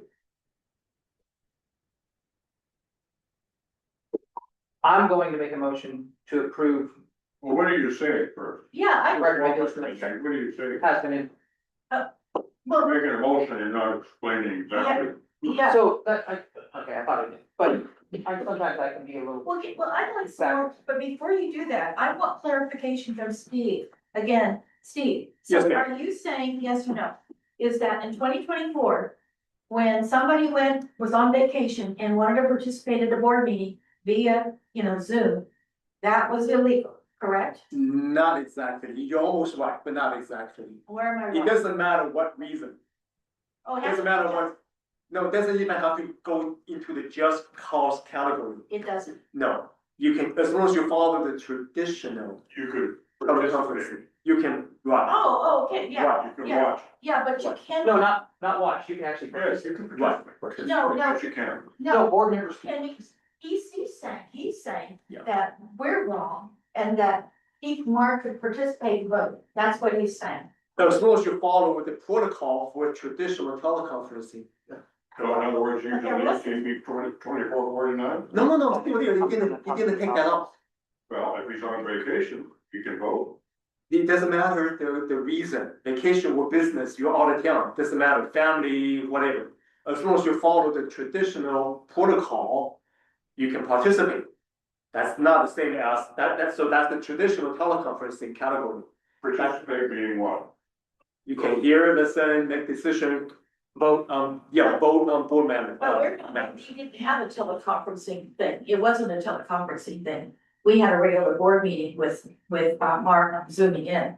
And so it wasn't a typical teleconferencing. I get the teleconferencing law part, Yeah. but that's not what we were doing. And we can do teleconference as long as the majority of the board is present at the location. Then a board member But you can, have to and that follow, is stated in that law. But if something. That's my understanding. But see now, So, and this, just so, we're gonna have what the I'm- same problem in a couple. what of I'm months. thinking when we start to address the policy handbook, we address that and probably pull out telecoms to one of the districts. You need to put out. Say, we don't do telecoms. Oh, would you really do that? I'm thinking about it. I love it. So that's just, I think that's how we can pass this. Yeah. But- well, Cause this is been killing us. I We can talk about it too much. Cause you change your mind a lot. I do, but I have to. How can you interpret a law that started in COVID days? How can you interpret an amendment to that law to refine it as it progresses forward as antique? Because that the traditional teleconferencing piece, doesn't matter the reason, as long as the protocols are followed, has been there for decades, pre-COVID, and it's still here today. That piece has not gone over. You can use that anytime for any reason. The new addition is the emergency health just cause for teleconferencing. Those are the new additions, in addition to the traditional teleconferencing protocol.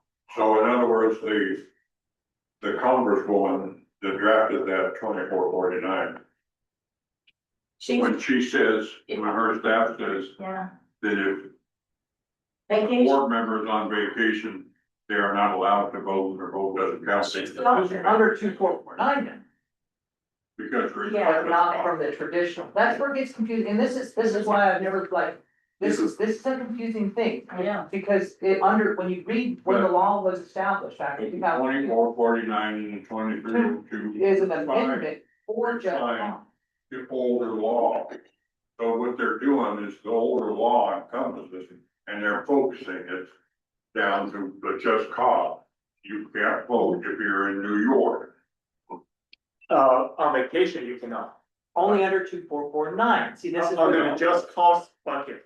under the just cause. That was the scenario. What the traditional teleconferencing protocol followed.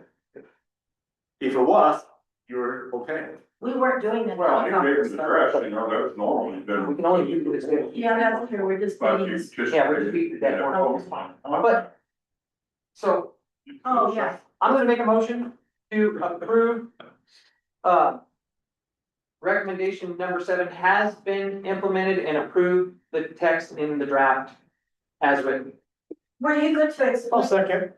But, what did you? Well, give me a second. Oh, okay. Anything on the, No, coming back for the board member comment? Yeah, I still didn't understand the part you said you'd explain to me, where it says that, the FPV and the general manager, chair and general manager should follow policies regarding parliamentary procedure. Don't we? We do. Oh, so why? Because so it has been implemented, because that, and as of, like he said in this, as of June 30th of 2026, we've been following parliamentary procedure, we haven't had any interim meetings, that's why this sentence. Oh, okay, so that one word was throwing everything off. Maybe, Okay, all right, okay. roll call vote, please. Chase Donnelly, Yes. Mark Bell, Yes. Ron Thompson. Ron, Alright, He's thinking. I don't, You can abstain too, Ron, you don't have to vote, you yes. can't abstain, You can't abstain on these? no. No? You have to leave the room if you're not abstaining, that's conflict of interest. Abstain doesn't work, Oh, okay. no. Roger Bruce. Yes.